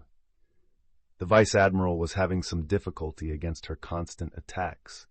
He had activated his multiple arms while trying to intercept any attack from Lamy from any side as she teleported around. Onagumo felt 2 of his arms being cut. Lamy appeared in front of him with her sword and tried to pierce the man by removing his heart, but he quickly defended himself with multiple arms stopping the advance of her sword. Don't think you can defeat me so easily, outlaw. He yelled and tried to push Lamy back, but she switched places and reappeared behind him before kicking him hard, causing him to lose balance and try to regain it while being dragged by the force of her haki-infused kick. Haki. Onagumo couldn't help but murmur. Lami didn't respond. She just prepared herself to attack him again. But at that moment, she had to leave the spot as a vice admiral flew in her direction but was struck by someone else bursting the ground with his own body. Lami appeared at a distance and growled at the person who threw that vice admiral. "Oh, sorry, it was unintentional," Reiju commented in the air while transformed into Phoenix Phase 1, with wings on her back and her legs engulfed in flames. "Damn, brow," Lami commented angrily. "Don't be mad. I saw you needed help," Reiju said with a smug smile. "You say that while throwing an admiral on top of me," Lami growled. Suddenly, the ground where the vice admiral was sent exploded, and a man with a cap and cigar emerged from the ground with a grim look as blood streamed down his forehead. He glared at Reiju angrily as he put his katana on his shoulder. He flew from the ground and launched his attack against the pirate cook. As they began a clash between hakis at that moment, and Lami dodged her enemy who returned to attack her with the remaining arms. While the two pairs fought, they ended up joining forces. It was two vice admirals against Lami and Reiju, who teamed up to launch united attacks against the Marines who didn't lag behind. Meanwhile, the ground began to tremble with explosions. In one corner, Nojiko faced Mozambia, a vice admiral who wielded his katana but struggled against the explosive power of Nojiko's bombs. "This is very dangerous," he murmured with a somber tone. "Take this," Nojiko said and raised her fingers in a revolver position as she launched shigans at the man. He began using Geppo to escape. Nojiko's shigan sent air bullets that exploded easily, so this vice admiral was having a lot of trouble. Nojiko exploded the ground beneath her and propelled her body at a powerful speed into the air. By the time Mozambia noticed, Nojiko was already above him. Without saying anything, she launched an explosive punch. "Ah!" Mozambia screamed as his body exploded, and he fell down wounded. "It seems your vice admirals can't defeat my crew," Luffy said with a smile. "Skk!" Akainu growled at him as he tried to hit him. "You think you can defy justice," he said as he pushed Luffy back a bit. The battlefield between them was boiling with flames, rocks, and lava everywhere. "Come on, Akainu. I can't be left behind with my crew beating up some of the vice admirals, so let's get serious." Luffy spoke as he clenched his fist against his other hand, ready to get serious. Chapter 231, Enies Lobby 08. Third-person POV, Enies Lobby, first half of Grand Line. The battlefield remained filled with the explosive sounds of dozens of fights happening simultaneously across the island, and Luffy kept an arrogant gaze upwards towards Akainu. "Straw Hat," Akainu growled at Luffy, seeing that maintained smile, which he responded to with a look of anger while his lava bubbled and he clenched his teeth. This lasted until finally, both kicked the ground towards each other, moving at high speed. However, Luffy was now unleashing even more of his powers beyond the Zoan form Phase 2. He increased his speed, and his fist surprised Akainu by being faster than before. As he tried to dodge, the pirate hit him, sending him flying across the field of lava in the opposite direction through the air, at least hundreds of meters away. The admiral began to stabilize in the air with Geppo and already looked at Luffy with anger, but there was no longer any sign of the pirate, leaving Akainu confused.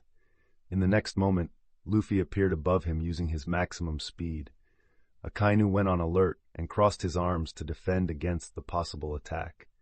Even so, Luffy punched him without hesitation, and a giant explosion occurred in that area, pressing the admiral against the ground and causing everything to explode.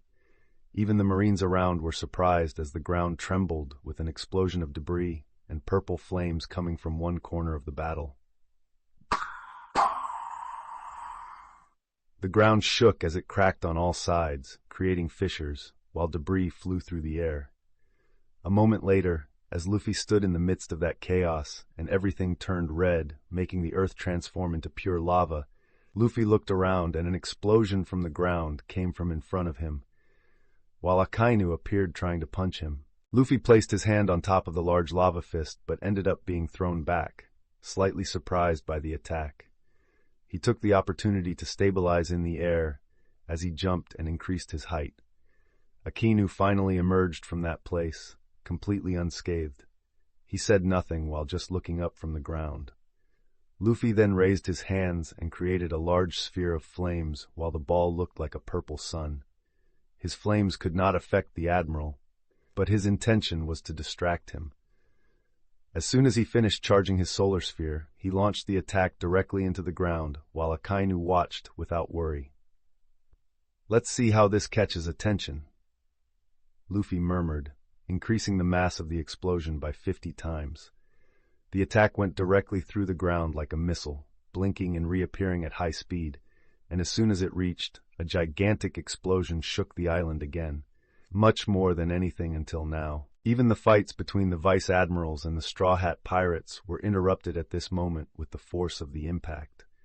Luffy was caught by the explosion of his flames and disappeared from the place. This was not to affect Akainu, who knew he was fighting against a Logia. As things began to stabilize, the lava started to gather and form the Admiral. Luffy took this time to approach without Akainu being able to react. And when Akainu materialized completely, he quickly frowned, surprised to see Luffy right in front of him as he punched him with a hockey fist. Akainu felt the hit, making him spit out a bit of blood, flying backwards and digging the ground. "Damned pirate," Akainu let out as he felt the pain of the impact. Luffy did not stop there. He followed the path to not let the Admiral escape. However, as he approached, he felt the entire field transform into lava, and before he could react, everything exploded like a volcano. He was caught by the attack and ended up giving up on his charge, trying to escape from the place, returning to the sky while his body emitted smoke from the lava bath he took. Despite still being quite resistant, Luffy could feel it a bit. "Feel the justice and perish, pirate scum." Akainu emerged from the destruction and began launching new giant lava fists towards Luffy in the sky. The pirate, not wasting any time, quickly advanced and flew towards Akainu's attack, increasing his speed, dodging to the right and left while the lava fists bubbled in the air.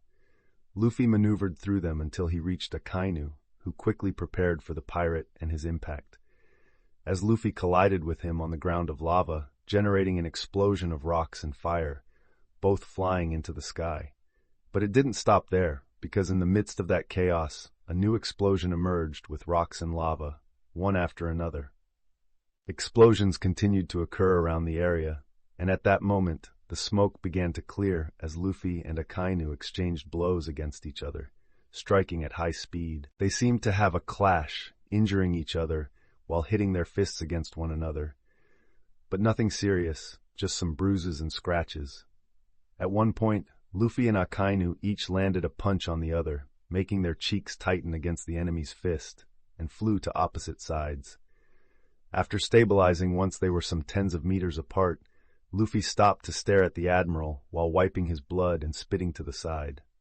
Akainu stopped as his cape appeared quite destroyed and burned, while he wiped the blood from his face with his fist. Both looked at each other with fierce gestures and paused for a second before flying towards each other once again, both hitting with their fists, generating rays of armament haki. Akainu transformed his body into lava and exploded on top of Luffy, who withstood the blow and saw that the Admiral was no longer in front of him. At that moment, Akainu reappeared from the ground, transforming into lava and materializing behind Luffy, trying to punch him. Luffy promptly turned and crossed his arms to defend from the blow and returned to attack. In the midst of the fight, as both exchanged blows again, a new figure emerged at that moment, and their target was Luffy. Doflamingo had been just watching the battle from a distance until now, and saw that it was finally time for him to enter the conflict. After all, he had to avenge the humiliation he suffered. Luffy wasn't expecting this, when he saw Joker appearing by his side before he could react, and saw the Shichibukai using his claws to cut his chest, while he had to defend from an attack by Akainu. Luffy felt his chest open with cuts, with Doflamingo overcoming his body's durability with haki and being thrown backwards. Akainu did not stand still. He took advantage of this moment to launch a better attack on Luffy, while he was vulnerable. Luffy saw the Admiral approaching, but with no time to resist that attack, feeling a huge punch in his chest and seeing some of his ribs breaking with it. Luffy was launched at least 60 meters away from the spot while trying to stabilize and exploding the ground with his own body. "Luffy!" Vivi shouted from a distance, seeing her captain being injured with the Shichibukai entering the fight. "These damn!" Lamy complained, while Lamy beside her looked angrily at Doflamingo and his treacherous move. "They dare!" Alvida snarled and was about to help Luffy, but was soon prevented from approaching by Cancer. Even injured from the previous attack, he had not given up. Luffy reappeared from a crater in the distance, bleeding profusely. He was on his knees, looking somewhat surprised, while Doflamingo laughed amidst the cuts. "Fufufu, it seems that our invincible pirate has finally taken some damage." Doflamingo laughed and mocked. This was not only witnessed by the vice-admirals and pirates in the area, but the navy on the island also began to gain morale from it as they shouted, "Look, the Straw Hat Pirate is wounded," someone announced, pointing towards the battlefield filled with explosions. "Right, kill him," said a captain. "They're going to kill that demon," some sailors celebrated. Luffy, Lucy was with her heart pounding at that moment, hearing those words and facing a dilemma, to intervene or not, to let her superiors fight and eliminate Luffy, or let her brother die, the person she loved the most. Of course, deep down, she would choose the latter option. So, she watched attentively to see when she should interfere, even if it could make her a traitor to the justice she had always defended, in case Luffy was in a crisis of danger. "I won't let my brother die," she thought. Luffy continued coughing blood until he began to stand up. He spit out a bit more and looked attentively at his opponents, hundreds of meters away. Instead of frustration, he simply smiled. "Seems like this is more fun than I imagined," he admitted, not caring about his bleeding chest. In the next moment, his chest glowed, and he used his healing ability, Icon, which quickly began to close all his wounds, leaving only the clotted blood stained on his skin. However, his flames also quickly cleared any trace of an injury there. "Let's take this fight more seriously," Luffy said, with a smile, as he drew his sword from its sheath. Chapter 232, Enies Lobby 09. Third-person POV, Enies Lobby, first half of Grand Line. Luffy looked at his opponents for a moment, before gripping his sword tightly. He bent his knees against the ground and blasted off, flying towards the enemies at a speed that could rival Kizaru's. Akainu and Doflamingo didn't lag behind as they launched their attack against the pirate. Doflamingo tried to scratch him, while Luffy used his blade to defend himself, trapping his claws against the metal. Akainu took the chance to punch him, and Luffy narrowly avoided the attack by leaning his body to the side, using his strength against Doflamingo to push him away and attempt to cut Akainu, who dodged his sword with a vertical slash. Just as he was about to prepare to cut the admiral again, Luffy felt lines holding his arm at that moment. "You're not going to defeat me so easily now," Doflamingo growled from a distance. Luffy didn't respond as flames began to consume the threads around his arm, which soon broke apart. However, Akainu took this time to punch Luffy in the stomach, making him step back as the two resumed their attack on the pirate. Luffy was having some trouble. After all, he was not just fighting an admiral, but also one of the most powerful Shichibukai. He could resort to his last transformation, but Luffy held back as he dodged the two attacking him relentlessly. There was a meeting before they headed to this island. Luffy asked that none of them transform unless they were truly in a life-or-death situation, except for Shirahoshi, who could be mistaken for a sea monster and not an Akuma no Mi transformation. After all, having these transformations hidden, in addition to concealing much of their real power, could be used as a final trump card, something Luffy planned to unleash only in the war that was about to start soon. Luffy made this clear with his words, "Let the world see us when we can surprise the enemy." Something he planned when Whitebeard had already launched his attack, and Luffy wanted to increase the pressure on the Navy even more without them being able to do much with the level of enemies on the battlefield. Luffy endured Akainu's punches and Doflamingo's thrusts all the while as he began to retreat, trying to find an opening in both, before the whole place exploded, and many of his companions had already noticed the pressure Luffy was under. Reiju and Lamy were fighting together against two vice-admirals, putting pressure on both. "He's having trouble." Reiju commented with a look towards the explosions on that side, just as many others of the Straw Hats saw that Luffy was having some problems. I will help him. Yamato tried to reach him, but Tsuru quickly stopped her by punching with a hockey fist. I may be old, but I am still a vice admiral of the old guard who survived the sea after many conflicts. I will not let you get past me, she said, standing in Yamato's way while the latter clenched her fist and defended herself from the other vice admiral fighting alongside Tsuru. The old lady knew she was weaker than Yamato, but she could still prevent her from passing so that Akainu could defeat Luffy and demoralize the enemy. Many also tried to reach the captain fighting against two at the same time, and seeing that no one could reach Luffy to help, Lamy looked at Reiju. I will help him. You can handle the two of them, can't you? She spoke in a serious tone, no longer mentioning the rivalry and competition between the two. Yes, help him. Reiju nodded also in a serious tone.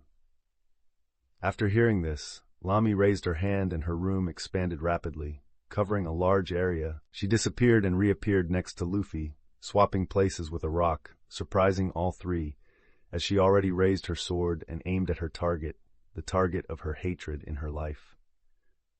Doflamingo! She shouted as her sword, imbued with haki, cut the Shichibukai's arm, who was surprised by her appearance and not just that, by the fact of losing one of his limbs in something so fast and without being able to react. Luffy was already healing from the injuries he had sustained in this pressure, expending much of his energy to take care of his wounds. He quickly glanced at Lamy with a gesture of thanks and returned to the fight against his initial adversary.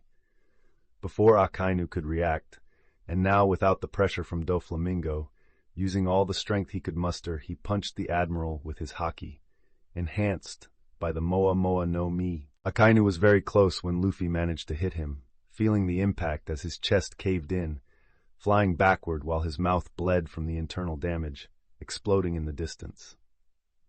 On the other side, Doflamingo felt the pain of losing a limb and looked at Lamy with hatred, as he used his strings to quickly reconnect his arm. Lamy, he growled. But Lamy didn't let him catch his breath. She teleported again and was before him once more. You know I didn't want to kill you before because you were a prisoner, but that doesn't mean I will do the same now, she said and prepared for the attack. When she switched places in front of him, her sword was already pointed at his heart. Doflamingo was surprised by this, and before he could react, the blade quickly pierced him, passing through to the back with blood dripping from both sides.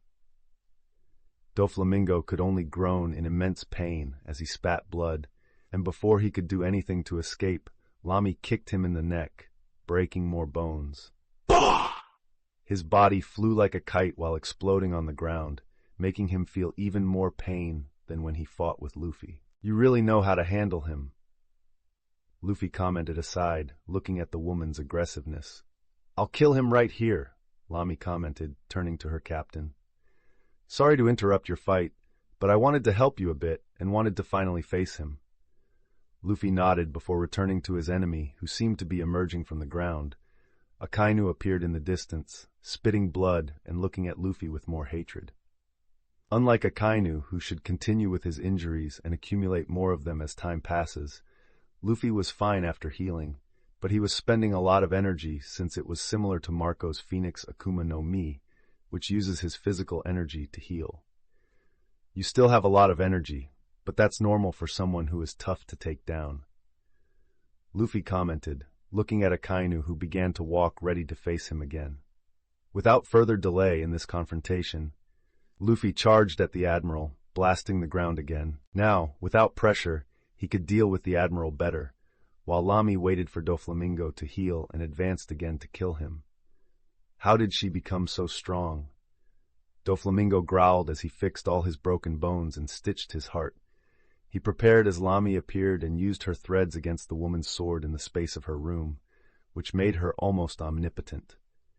On Luffy's side, explosions of heat resumed, as Luffy gained some advantage against Akainu, but the Admiral was too resilient for him to defeat like this, while all the land turned into lava amid the clash between the two.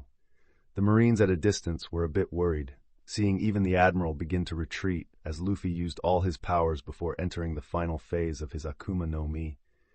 "We must act. We cannot let evil win. Justice must prevail," said a Commodore. "Yes." Several members of the Marines' elite also shouted. At that moment, Luffy sensed the presence of more than 50 people approaching him using his observation haki, but without showing much emotion as he awaited his new guest's arrival on the field. "Looks like I'll have to stop my full attack against Akainu here," he thought. As he pushed Akainu back once again using Geppo, he quickly dodged the first slash from a blade that tried to hit him. Seeing a Commodore miss, he struck him, making the man fly away unconscious with the force of his blow. Another Rear Admiral appeared at that moment, followed by another Commodore. Luffy was now surrounded, with attacks coming from all sides. Akainu joined the joint attack by jumping at Luffy. He began to kick and punch everyone, dodging and defending against the attacks while trying to counter them all. There were dozens of people trying to kill him. He began to fight and dodge in that space, feeling the pressure again and retreating a bit. He used his super speed to distance himself, while relying on the Akuma no Mi of Ace's sword, as the blade began to create red lightning. "What is he planning to do?" A sailor among the group said, looking a bit alarmed. "What is that sword?" Another spoke. "Tsk!" Akainu growled. "Everyone, back off!" The last one said alarmingly, but it was already too late. Luffy positioned the sword behind him and unleashed a slash filled with electricity, catching everyone there, including Akainu. The light of the red lightning quickly ran through, invading the entire area and illuminating the whole island, while overshadowing the light of the day itself. And all the vice admirals looked on worriedly. In the next moment, numerous sailors were falling, their clothes burnt and their bodies emitting smoke like charcoal. Luffy looked satisfied at this, while Akainu fell in the distance but was still okay. However, at that moment, Luffy felt a huge shadow approaching him. He looked to the side and finally saw his sister approaching, with Gear 3rd fully engaged. Her arm was bigger than that of a giant, and as always, her entrance was always unique. She finally appeared. Luffy said with a tone of longing, as Lucy tried to create haki with her arm, but she still had a lot to learn. After all, she had only started learning a few months ago, but still, achieving the 3rd gear seemed a big leap and looked much better than Luffy's original fight against Rob Lucci. Lucy had a determined look before sending her punch towards Luffy and shouting, "Luffy, eh?" Lucy exclaimed, even with a certain joy in her tone. He looked at the arm and pulled his elbow back, ready to punch her giant fist, greeting his sister with style. Chapter 233, Enies Lobby 10. Third-person POV, Enies Lobby, first half of Grand Line. Luffy saw the giant fist of Gear 3rd coming toward him, as he prepared to strike it against Lucy. "Gomu Gomu no, King Punch," she exclaimed and launched the punch. Luffy collided with the huge fist, generating an explosion of force as the two fists clashed. There was no one else left in the fight, and the clash continued while Lucy growled, trying to beat her brother.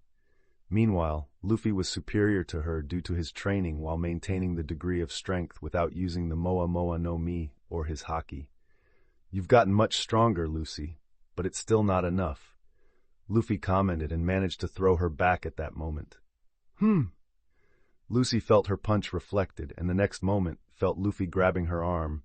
"Hey! What are you doing, brother?" she said dizzily, and before she could react, Luffy began to pull her. "It's been a long time since I've seen Lucy. I want to see if you've really gotten strong," Luffy said as he began to spin his body, making Lucy be pulled as he began to spin. "Hey, Luffy, stop this," she exclaimed as she began to spin with her giant extended arm.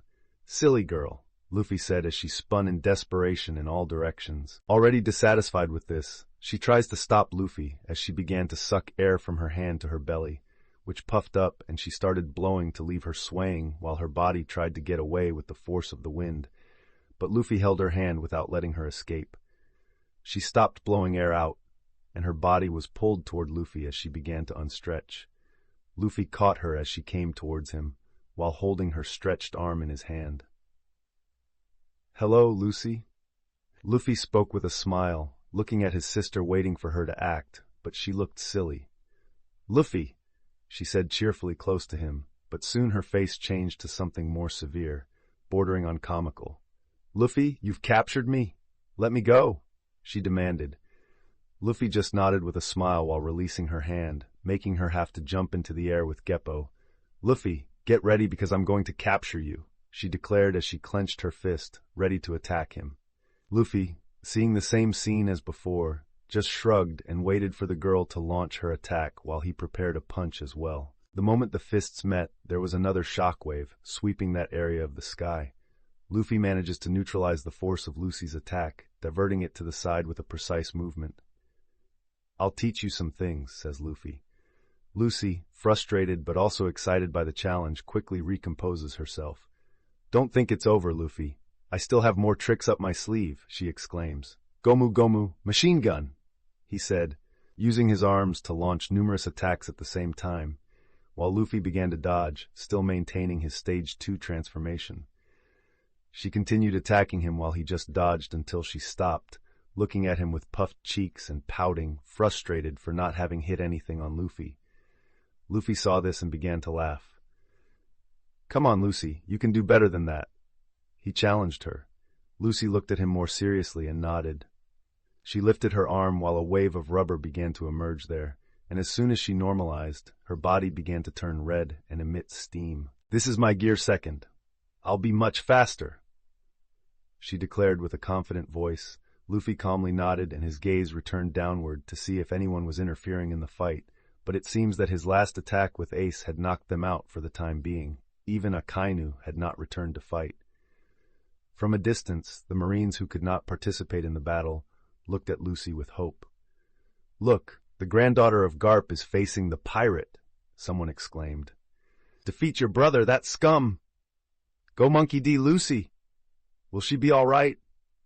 Helmeppo said next to Kobe. "I hope so," Kobe commented. Exclamations arose all over the place, while Lucy made the first move with gear second, disappearing before rushing towards Luffy. Luffy knew that now with gear second activated, Lucy would dramatically increase her speed and power. After all, speed can equal strength.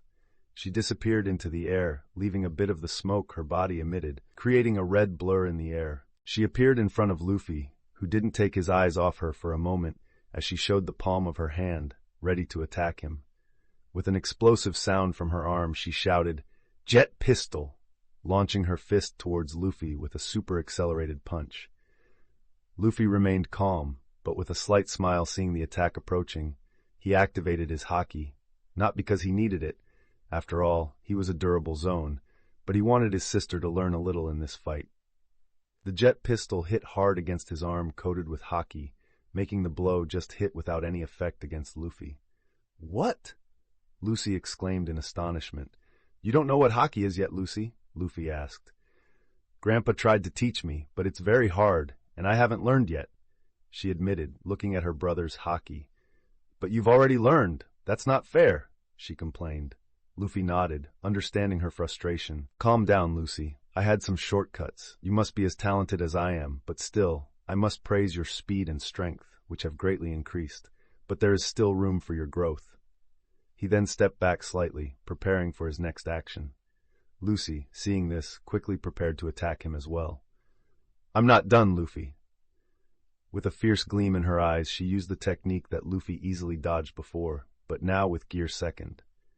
Jet Gatling. Firing a series of punches at extremely high speed, she was confident that she would hit Luffy now. Luffy, despite his superior skill, chose not to dodge all the attacks and even did not activate his armament haki. Instead, he used his natural resilience as a training opportunity for Lucy, blocking and dodging some while allowing others to hit him, feeling Lucy's strength. "Good, Lucy. Your control over gear second is very good," he commented, as he recoiled from the impact of the punches. Lucy, seeing this, didn't know whether to be happy about Luffy's praise or to just not care much about her attacks. "I still haven't given up, Luffy," she shouted. Luffy disappeared at this moment, and before Lucy could react, he slapped her forehead as he approached. Her head flew back as her neck stretched. "Take this," she shouted as she returned her blow to Luffy, who also used his head. Lucy hit her forehead against Luffy's horns. "Hot!" she exclaimed while staying in contact before moving away as Luffy laughed at his sister. As Luffy and Lucy faced each other, the battle between the two was soon disturbed with the return of the Marines, led by a recovered Akainu, determined to end the threat once and for all. The recovered Marines soon launched a joint attack on Luffy, inspired by Akainu's presence, advancing in formation, surrounding Luffy and Lucy in a vast semicircle. Akainu, with his fists wrapped in bright magma, led the first charge with a fiery intensity in his eyes. "Monkey D. Luffy, be destroyed!" Akainu spoke, lunging forward. He fired a Ryusei Kazan, a rain of magma meteors, directed at Luffy, creating a devastating cascade of lava that threatened to engulf both Luffy and Lucy. Luffy frowned, seeing that Lucy was also in the path of his attack. He simply kicked her, making her fly a distance to get away from the blow. And by doing so, he no longer had time to dodge, since the attack was already above him. He activated his armament haki to the maximum, preparing to neutralize the attack. With quick movements, Luffy managed to divert most of the magma meteors, while having to punch some. As soon as he saw that he finally managed to stop the attack, while he was caught a bit with the attack, the Marines took advantage of the distraction to advance, launching a barrage of blows with 6 styles and fencing on Luffy in the air. Luffy began to dodge the attacks, retaliating as well, while punching all who approached or used Ace to make the Marines retreat, while they maintained a look of determination, even of self-sacrifice, to end the pirate. "This is getting kind of dangerous." Luffy didn't refer to himself. Still remembering Lucy's last attack and knowing that Akainu played dirty, he could expect something from that man, so he hoped Lucy would stay away. Luffy looked up and saw Akainu swinging with his cloak still slightly burned, showing a magma arm and approaching him. Luffy used haki and flames to repel him again. The collision between Luffy's fist and Akainu's magma fist created a massive explosion, sending shockwaves throughout the area and forcing the Marines to back off. Both remained resilient against each other as the clash of haki forced them apart. Akainu was quite frustrated with Luffy, struggling to deal with a rookie who had never set foot in the new world. "Attack him!" he ordered, and all the Marines a bit away began launching attacks against Luffy again, who prepared for the assault. "Let's use this," Akainu murmured, seeing a Marine woman also approaching the battlefield and heading towards Luffy while stretching. He saw Luffy defending against the attacks and waited for Garp's granddaughter to get closer. Now. Driven by his relentless determination to eradicate pirates, he planned something cunning to put Luffy in a position of vulnerability. Having seen the strong connection and instinctive protection of Luffy towards Lucy, Akainu planned to use this to his advantage. With a cold smile reflecting his cruel strategy, Akainu concentrated a massive amount of his magma energy, preparing to launch one of his most devastating attacks. "Inugami Guren!" he shouted, firing a wave of magma projectiles that resembled fierce wolves made of lava, hunting their targets with deadly precision. The attack was swift and relentless, aimed not only at Luffy, but also at Marines who were nearby, showing Akainu's willingness to sacrifice his own men to achieve his goal. The Marines, caught off guard by their leader's sudden turn, had no time to react. One by one, the projectiles hit them, causing instant devastation, quickly eliminating them. "This?" Luffy was quite stunned by such a thing, and in the midst of the chaos, Lucy found herself directly receiving one of these magma projectiles. She didn't realize until she saw that she couldn't escape the imminent danger while many of her comrades were already dead. Luffy, seeing the fatal attack approaching his sister, did not hesitate. With an impulse of 80 times from the Moa Moa no Mi, he launched himself in front of Lucy, placing himself between her and the attack. "Luffy!" Lucy shouted in astonishment as she saw Luffy sacrificing himself for her. The impact was catastrophic. Luffy absorbed the direct hit from the magma projectile, his body trembling under the weight of the attack as he tried to dissipate the energy to protect Lucy. Using his Moa Moa no Mi speed, he could only use haki and his natural resilience. Luffy emerged from the smoke while Lucy looked at him with concern.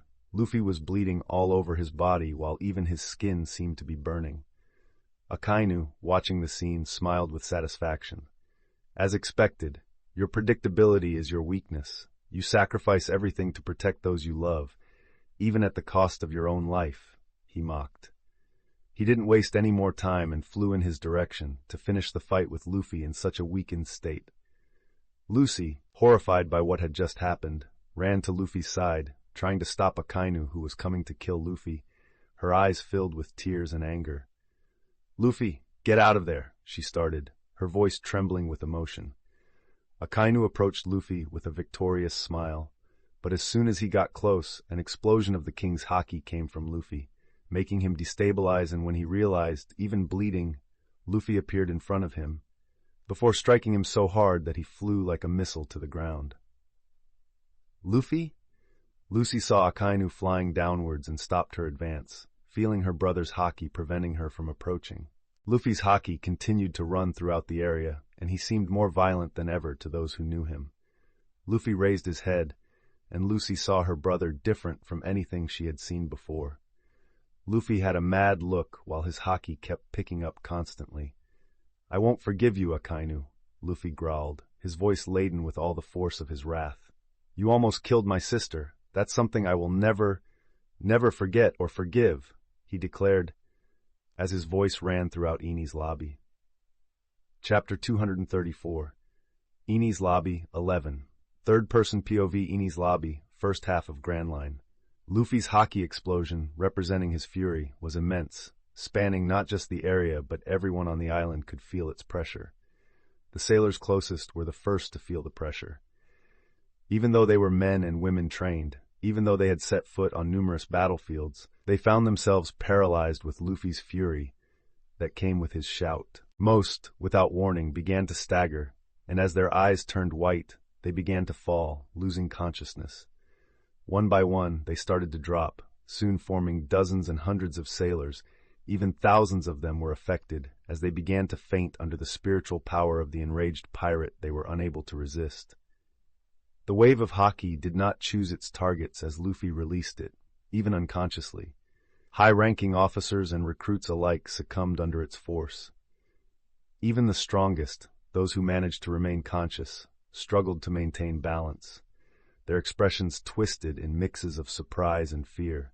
Those sensitive to haki felt an even more intense pressure, as if being crushed under the weight of an invisible mountain.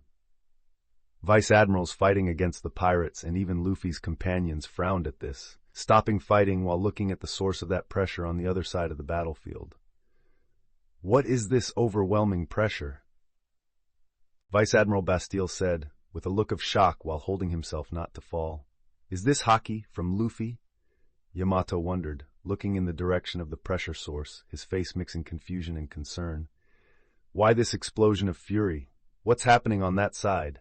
Vice-Admiral Tsuru, frowning, watching closely, trying to maintain her composure. "Luffy, he is enraged. I've never seen him like this, completely different." Zoro frowned. After all, Luffy would not release his haki so uncontrollably if it wasn't something serious. "So this is Luffy's haki?" Kuina, impressed and somewhat shaken by the intensity of Luffy's pressure. "This kid really is special," Vice-Admiral Momonga murmuring to himself, looking toward that side. "Luffy," Nojiko murmured. "Conqueror's haki again."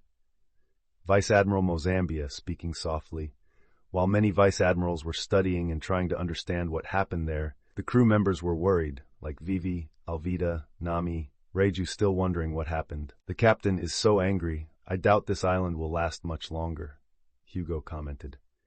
"Don't worry about other fights. Let's keep exchanging punches," Vice-Admiral Maynard declared before moving forward against Hugo again to punch him, regardless of the pressure wave.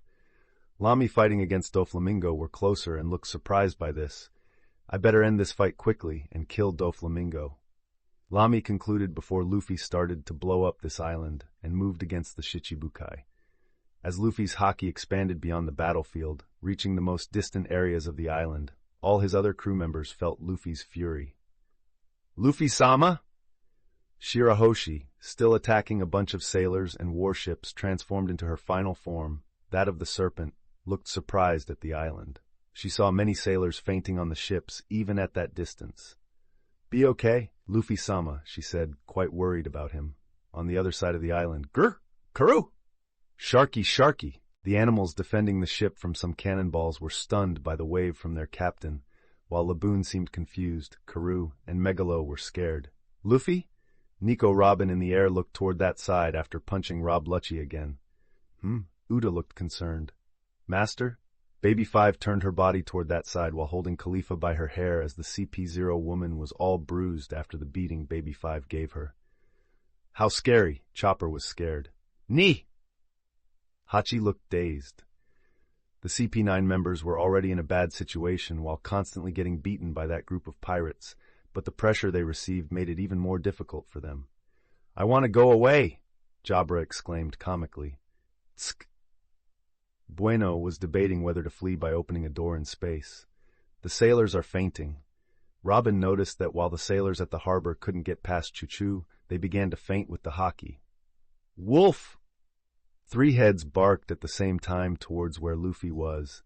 Luffy's hockey didn't affect his crew, leaving his pressure exclusively for his enemies as they weakened under his fury. Incredible. In a place off the island at a very high altitude, Morgan might not feel the hockey at that distance, but he was certainly filming a spectacle. This will give beautifully. The scene of the island quickly zoomed out, displaying on a set of several screens of the island as Luffy's hockey wave exploded in all directions. There was a man standing in front of the screens, frowning. He hasn't even entered the new world, but he already has such powerful hockey? The man, who was Sengoku, was gritting his teeth looking at the battle. After all, even though they had sent a large force for the negotiation, they still monitored everything in real time from the headquarters so they could complete their mission. His gaze caught a silhouette rising, making him widen his eyes. He quickly stopped the man who had gotten up. "Garp, what are you doing?" he growled. "Don't hold me back, Sengoku. I'm going there now." Garp roared with as much anger as Luffy. "Stop right now," Sengoku said, slamming Garp's head into the wall as it exploded. Garp didn't seem affected with his head inside the wall. "You better hold me back, Sengoku, because if I go to that island, I'm going to kill Akainu." Garp growled. He clearly saw the Admiral's intention when he targeted Lucy to lure Luffy. He wanted to kill him at that moment. Sengoku was on a short fuse here, as more problems had arisen while the fights also didn't seem very positive. After all, the Straw Hats as a group were even more powerful than anticipated, and not even the Vice Admirals could easily defeat them. While he held Garp back so he wouldn't leave the room and do something that might be considered treasonous. Akainu shouldn't have acted like this. Now things are out of control. Sengoku growled and looked around the room where a few more people were. "I want you to go there. We need your help." Sengoku spoke to a specific person, as this person stood up showing his huge height. "I have to go there. How scary." The man murmured as he started to head towards the exit of the room. Back to Eni's lobby, Luffy was still releasing his pressure across the island. "Luffy!" Lucy tried to shout, protecting herself from the pressure, while Luffy looked at the ground as a pile of lava accumulated, with Akainu materializing bit by bit. The island was still heavily affected by Luffy's haki, which had already knocked down more than 14,000 sailors, leaving only a small group of elites that had come from Marineford. Luffy continued enraged. He saw his sister could be seriously injured and even killed in that attack just to hit him, which made him think about the possibility of really losing her. He wasn't from this world. That's true. But it doesn't mean that the memories he lived here were a lie. Everything he went through in this world was real, even before recovering his memories from the other world. Now he might lose one of the people he loved most. She was more than his people, so he would not forgive anyone for such insolence, and this was reflected in his king's haki. "I will kill you." Luffy didn't wait for him to materialize completely and shot off like a rocket towards him. His body began to expand as he anchored his limbs directly into the ground, completing his transformation into his final form, a full Ifrit. Akainu finally materialized and saw that giant monster staring at him with a deadly look. Before he could say anything, Luffy shouted at him. "Roar!" Akainu, the target of this fury, soon found himself being attacked as Luffy used his maximum speed even with that giant body. He punched towards Akainu, who tried to protect himself by putting a layer of haki on his body. After seeing the ground being devastated with his colossal fist, digging into the ground and hitting him with the enemy's haki and flames. The fist hit him and made Akainu feel pressed while being crushed, feeling the pressure, and his small body was nothing compared to the fist, as he was lifted off the ground. Akainu felt his bones breaking as he flew like a rocket from the middle of the island to one of its sides, hitting against the large structure like the castle at the end of the island with the government symbol, destroying the place with his body. As it began to crumble, and the world government flag being destroyed with it, as if the absolute dominion that the world government had over the world was collapsing. Chapter 235, Enies Lobby 12. Third-person POV, Enies Lobby, first half of Grand Line.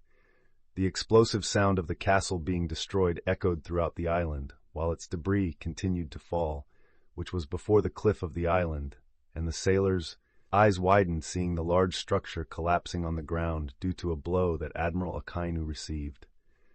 "This cannot be possible," someone shouted. "The grand structure of the government is collapsing." A woman trembled seeing that. "That pirate, he transformed into that monster we saw in the newspaper."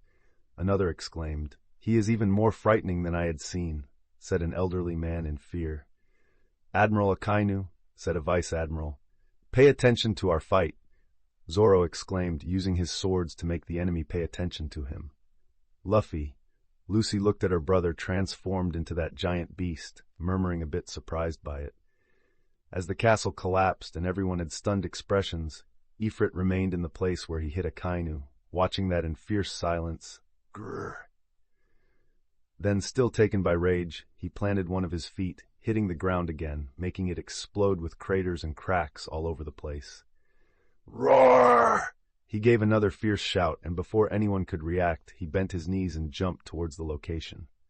Everyone saw his huge, flaming body going to that side off the island. In the destroyed location, where smoke covered the entire place due to the structure being destroyed and the dust raising, lava began to accumulate in the middle of it, and the admiral's body emerged in his cape. His red suit was burned in some parts. He no longer had the flower he kept on his chest. His hair was showing after his navy hat was destroyed, and he had a line of blood running down the side of his face. While feeling his injured body after the devastating attack, he emerged from the wreckage with clenched teeth while coughing up blood, then spat some of it out and wiped his mouth. "This pirate! I have to eliminate this threat," he said angrily, but soon felt a change with his observation haki and noticed a huge shadow appear in front of him from the dust smoke. Before he could react, Luffy appeared on top of him, his feet in the destroyed places, and looking fiercely at him a moment before attacking him. Ifrit punched the ground with such force that the whole island at the edge of the cliff began to crack, and the broken structure began to fall off the place. Akainu found himself in a terrible situation as he emerged from the ground grabbed by the hands of Luffy, while the latter lifted him. Luffy turned his body and launched Akainu directly towards the cliff, intending for him to go directly into the water below them. However, Akainu quickly began to stabilize himself with Geppo, this before he looked stunned at his plight. Luffy wanted the Admiral not to have an easy time here. He jumped from the island as it began to crumble after all that impact, and Luffy leaped to attack him again. With his incredibly fast speed, Luffy hit his haki-coated claws on the Admiral in the air, making him fly back again to Enies Lobby, exploding directly on the ground, and lifting the earth while destroying all the structures of the island in the path. "Admiral Akainu!" The sailors screamed, seeing that scared as one of the Navy's greatest forces being thrown around like a doll. Luffy seemed to be playing with a toy in his current form. It didn't take long for everyone to witness as he advanced, going to where Ifrit fell, exploding the place with endless punches, invested with haki and strength. Luffy flew again to the place where Akainu fell, and everyone saw Ifrit fall like a meteor on the Admiral. Boom! The explosion lifted more earth. Akainu was having a hard time as he tried to free himself from the pressure of Luffy pulling him while he remained under the earth trying to defend himself from the haki fist of Ifrit while Luffy continued to beat him. In a moment, with no alternatives to leave while Luffy continued to dig the earth against his body, he ended up entering the ground, transforming into lava, and went underground. Luffy, not wanting to let him escape, realizing this, opened his fangs in his mouth and began to accumulate fire breath. A moment later, he released it while turning his mouth towards the ground. a fire beam like a flame laser. The fire continued penetrating the earth, and the entire island felt it as the flames spread, creating holes everywhere. Luffy's plan was simple. He wanted to collapse the entire island into the cliff below them. The whole place began to crack and tremble, while numerous parts below the island exploded, generating their flames, making it create holes all over. "He intends to destroy the entire island?" a vice admiral exclaimed incredulously, looking around as all the sailors were scared at that moment, noticing that the entire island began to disintegrate as Luffy's flames created a hole inside it and even came out to the surface like geysers. "Help! The island is being destroyed. Can't anyone stop this monster?" the sailors continued to exclaim as towers of fire flew into the sky. "He's not trying to burn the place, but to throw it into the water. He really wants to kill him." Suru murmured analytically about the situation. She turned to all the fights and immediately shouted, "Finish these fights quickly. We must stop him. Otherwise, thousands of sailors will die, as the fall would not be small, and even some devil fruit users would die if the island sank." She issued the order and everyone nodded. "What is happening?" The view was even better for those who were outside, and the sailors, looking from their warships, saw the island being exploded from below and above, while there was a fire monster spitting fire and causing this destruction, which left them quite astonished without action, just looking at it. "How can we make this operation? How can we fight that demon? Not even an admiral can defeat him. We're all going to die here," someone said, lost from the warship. "Who cares about that now? We must face it," another spoke with determination. "First, we must deal with that monster attacking us."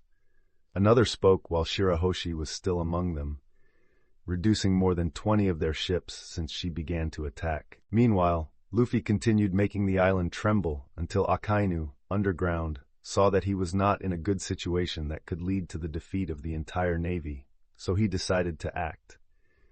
He finally emerged from the ground with a leap, exploding and flying upwards, while his fist transformed into another giant lava fist, darkening with haki. As he approached, he punched Luffy without him being able to react while he kept his flames destroying the island, but now making him stop his attack as they retreated in the opposite direction due to the impact. Luffy quickly recovered and turned his fierce gaze towards the admiral in the air, not caring about his body still injured from before without healing, as he was still overtaken by his fury. Akainu also saw Luffy looking fiercely. In the air, before he could act, Luffy punched him again with his maximum speed, making him spit more blood as he flew a distance. Recovering a bit, sometime later, with his feet firm on the ground, digging a bit, frustrated and taken by rage, Akainu spat blood and would launch his attack again. Meanwhile, the 50-meter giant made a move. Akainu quickly showed his fists transforming into lava and launched them forward. While the monster advanced, he launched numerous giant fists towards Ifrit. However, Luffy advanced without caring, being hit by the attack as he approached, while his body accumulated more of the lava fist attacks. Akainu found himself once again in a bad situation, with Ifrit already on top of him with his attack not being able to reach him. He opened new fists with haki, as he could create them when the lava still connected to his body, and launched them forward while Luffy also did the same with his flames and haki. Both exchanged numerous attacks, however Luffy was faster, and Akainu soon felt being pressed backward, losing this encounter. Luffy hit him again, making him spit blood, and before he could get away with impact, Luffy quickly spun his body and hit him with Ifrit's tail. Akainu fell, breaking several of his ribs while flying a great distance, again breaking the ground. Meanwhile, the vice admirals were trying to do everything they could to prevent Luffy from continuing to hit Akainu, seeing that he was really winning against the admiral, which surprised them. Even from the other side of the screen, while Sengoku was holding Garp down, he looked frustrated at the screen. "We must go help him," said one of the vice admirals fighting against Reiju. "Do you think I'm going to let that happen?" Reiju spoke as she lit a cigarette, and her wings of flame seemed to become wilder. They prevented them from helping Luffy before. Now it was their turn when the game changed. "How can this be happening? How is he stronger than an admiral now?" Sengoku growled. According to reports, he was supposed to maintain the strength of an admiral, not surpass one. "Go, Luffy! Hit him! Hit him hard! Do it for your grandpa!" Garp shouted, still angry. He was from the Navy, but seeing his granddaughter almost hit by friendly fire irritated him so much that he wanted to see Akainu beaten. Meanwhile, Sengoku didn't know what frustrated him more there, hearing this. "I hope the reinforcements arrive in time." The only thing that could calm his frustration holding Garp was the help he sent. The battle continues. While the pirates prevented the vice-admirals from approaching, the other sailors could do nothing but watch from a distance. Lucy commented in the air, seeing Luffy that way. Luffy continues his battle, Akainu on the ground, frustrated for having taken consecutive hits, while blood ran all over his body. But he was still resilient, and that would not be enough to defeat him. He stood up, frustrated, while facing the monster trying to hit him. "You damn pirate, I won't let you leave here," he shouted angrily. Luffy did not respond, just giving a mocking look to the man, saying with the glint in his eyes that he would be defeated or even killed, as Luffy was no longer holding back. However, as Luffy was about to initiate his new attack against the Admiral, raising his elbow to punch him to the ground, a light emerged from the sky at that moment, launching itself against him, creating a huge explosion that covered even his already injured body. Help had arrived in the battle. Kizaru arrived. Chapter 236, Enies Lobby 13. Third-person POV Enies Lobby, first half of Grand Line. Kizaru appeared in the sky at this moment, his attack forming a huge ball of light that overshadowed the sun's light while covering the entire area with Ifrit in the center. Everyone looked at this surprised, seeing where the attack came from for the pirates who did not know the Admiral. "This is good. Sengoku sent reinforcements." Suru punched Yamato's weapon at that moment, relieved to finally see reinforcements arriving to change the battlefield. "Fu. This is getting more and more interesting," Doflamingo said with satisfaction while trying to escape from Lami's blows as she attacked him fiercely. "Luffy." Yamato looked surprised here, not knowing the Admiral while looking at the man in the sky at that moment. Hugo frowned looking at that too. "That is Kizaru." Robin from a distance looked stunned. "It's the Admiral who almost captured Arlong in the past," Hachi murmured. The explosion began to fade, while from the distance of Kizaru's attack, Akainu emerged from the ground exploding with lava. His body was all damaged, while he kept an inert arm. A light appeared next to him, and Kizaru appears with his flash coming down from the sky and approaching. "You look quite hurt. What a shame," he said with his tone of boredom. "Shut up."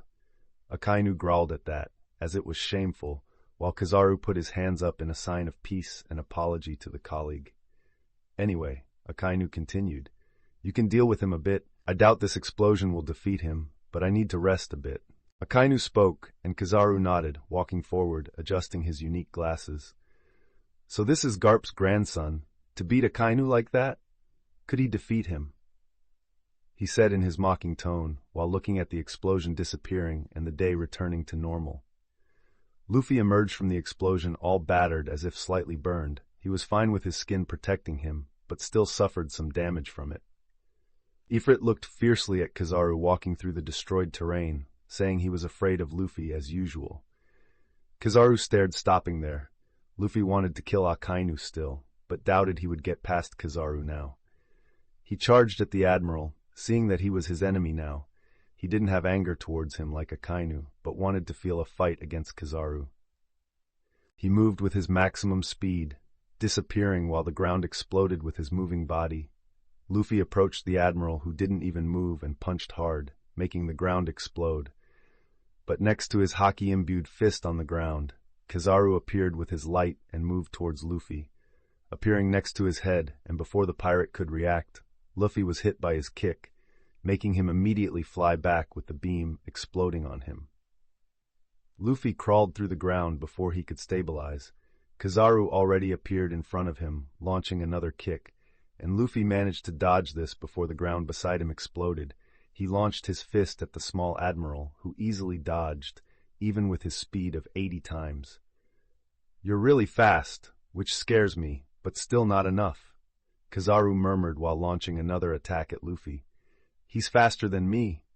Luffy commented while trying to catch the Admiral like a fly. His body was stronger and more resistant in this phase. However, he was losing speed, and fighting against Kizaru was becoming a dead-end path. After all, the Admiral was giving him a beating. "Look! Admiral Kizaru is winning against Straw Hat," someone shouted from a distance, drawing the eyes from the bright attacks. "Long live Admiral Kizaru. His light is like a beacon of justice for us." Without a doubt, we thought we were going to lose to Garp's grandson, but with Kizaru, victory seemed certain. "Go, Admiral Kizaru. Defeat this evil pirate. Show them justice. Come on, Kizaru. Show them the power of justice." Numerous Marines in various corners of the island were cheering as Kizaru seemed to have a real advantage against Luffy. But Luffy's crew members seemed worried, but unable to do anything other than take care of their own opponents. "This isn't good. Luffy is being pressed too hard." Nami, worried. "Is that an admiral? He's too fast. Even Luffy can't keep up." Nojiko murmured, worried for her husband. "Luffy, I know he can figure this out," Zoro commented, defending against the enemy's swords at that moment. "Come on, Captain. You can defeat anyone, no matter how powerful." Hugo shouted, punching his opponent, full of faith in his captain. "Luffy seems to have an intense fight on the island," Uda commented worriedly, seeing the explosions. "Luffy won't lose." Chopper commented, fighting against a member of CP9. "Master." Baby 5 murmured, as the spectators watched with bated breath in their nostrils, trying to see every movement of the combatants. But almost no one could clearly see Luffy at a speed 80 times greater, even with that huge body and Kizaru dodging his blows while he counterattacked. Boom! Boom! The explosions continued, with Kizaru overshadowing the daylight and Luffy launching his flames. "You're persistent, aren't you?" Kizaru mocked, his voice full of sarcasm as he moved at a speed almost invisible to common eyes. Luffy, still enduring the beating determinedly, ignored the minor pains while continuing to launch his attacks. "I won't be able to beat him this way." Lucius thought the obvious, and his body began to glow, reducing its form to Phase 2. Landing on the ground as he maintained the humanoid form of 7 feet with features of his beast, losing the strength and resistance that complete Ifrit propelled him, but gaining more speed and mobility, a much better condition to face his opponent, as he picked up his sword, Ace. Kizaru, for his part, did not attack him, looking at him as he also fell to the ground. "Interesting," he commented, his tone still laden with disdain. "Let's see how far this goes." With a quick movement, he conjured a series of light beams. Dozens of bright and powerful ones flew directed at Luffy. Luffy saw the attack before it exploded everything in the place. Countless balls of light emerged at that moment, exploding and shaking the island under everyone's gaze. However, outside the blasted area, Luffy appeared with a flash. Now it's easier to dodge the attacks. Luffy thought and looked at Kizaru on the ground, looking at him with interest. He escaped the attack. "No, he's moving faster now. How scary," he said calmly. He saw the sword in Luffy's hand and quickly made a movement, creating his light sword. Kizaru, with a fluid gesture between his fingers, summoned his sword, Yata no Kagami. The sword, made entirely of light, shone intensely. He tightened it, before disappearing with a flash and rushing towards Luffy. Luffy, seeing this better, also launched himself towards Kizaru, the sword raised high to launch his attack. In the midst of that space, both emerged with their blades ready for the attack. Kizaru, with his usual calm, positioned the sword in defense. The first clash between Ace and Yata no Kagami produced a shock wave so powerful that the ground below them trembled, even being tens of meters in the air, and the very air around vibrated with pure energy. Sparks of fire and light clashed, illuminating the battlefield with a spectacle of colors. "This!" Many felt the shock between the two as the armament haki generated a shock between the blades. After a millisecond, the swords move apart, and at the same moment, they begin a series of rapid and powerful strikes, each one carrying its own haki, trying to find a breach in the other's defense as they move through the air like a flash. Luffy was now having much more ease in keeping up with Kizaru. "You're managing to keep up with me," Kizaru spoke, even with some surprise. "But it's still not enough." He finished, trying to attack Luffy, defending from the rapid strikes with his light effect. It looked like flashes in the air, but Luffy managed to withstand the pressure. In a moment, the swords locked, creating a stalemate. Luffy, with eyes of intensity, pushed against Kizaru's force, while the Admiral, with an enigmatic smile. "You really surprise me, Garp's grandson. It's no wonder Akainu seemed to be struggling with you," Kizaru admitted, the light of his sword intensifying. "But let's see how you deal with this." With a swift movement, Kizaru released a wave of light directly from Yada no Kagami, a technique that aimed to envelop Luffy in a prison of light. Luffy saw bars of light encircling him, using his enhanced agility to jump high, avoiding the luminous trap and, in a bold counterattack, dove towards Kizaru, sword ready for a strike. Kizaru created bars of light in front of him to slow the pirate's advance, but Luffy launched his cut, splitting them in the middle, and advanced against the man, making the Admiral raise his sword again. The clash between light and fire, speed and strength, continued with an intensity that left all spectators breathless from a distance. Tsk. Akainu from a distance growled, seeing that things were getting better. It was time to act and eliminate his target. While Luffy was fighting against Kizaru, at one moment, a red light appeared by his side, and before he could react, since he had to defend from Kizaru's blade, he was thrown to the ground with force. Luffy got up from the ground in the distance, dusting off his cape a bit. His body was still very hurt, and he began to finally heal while watching the two admirals reach the ground, 100 meters away.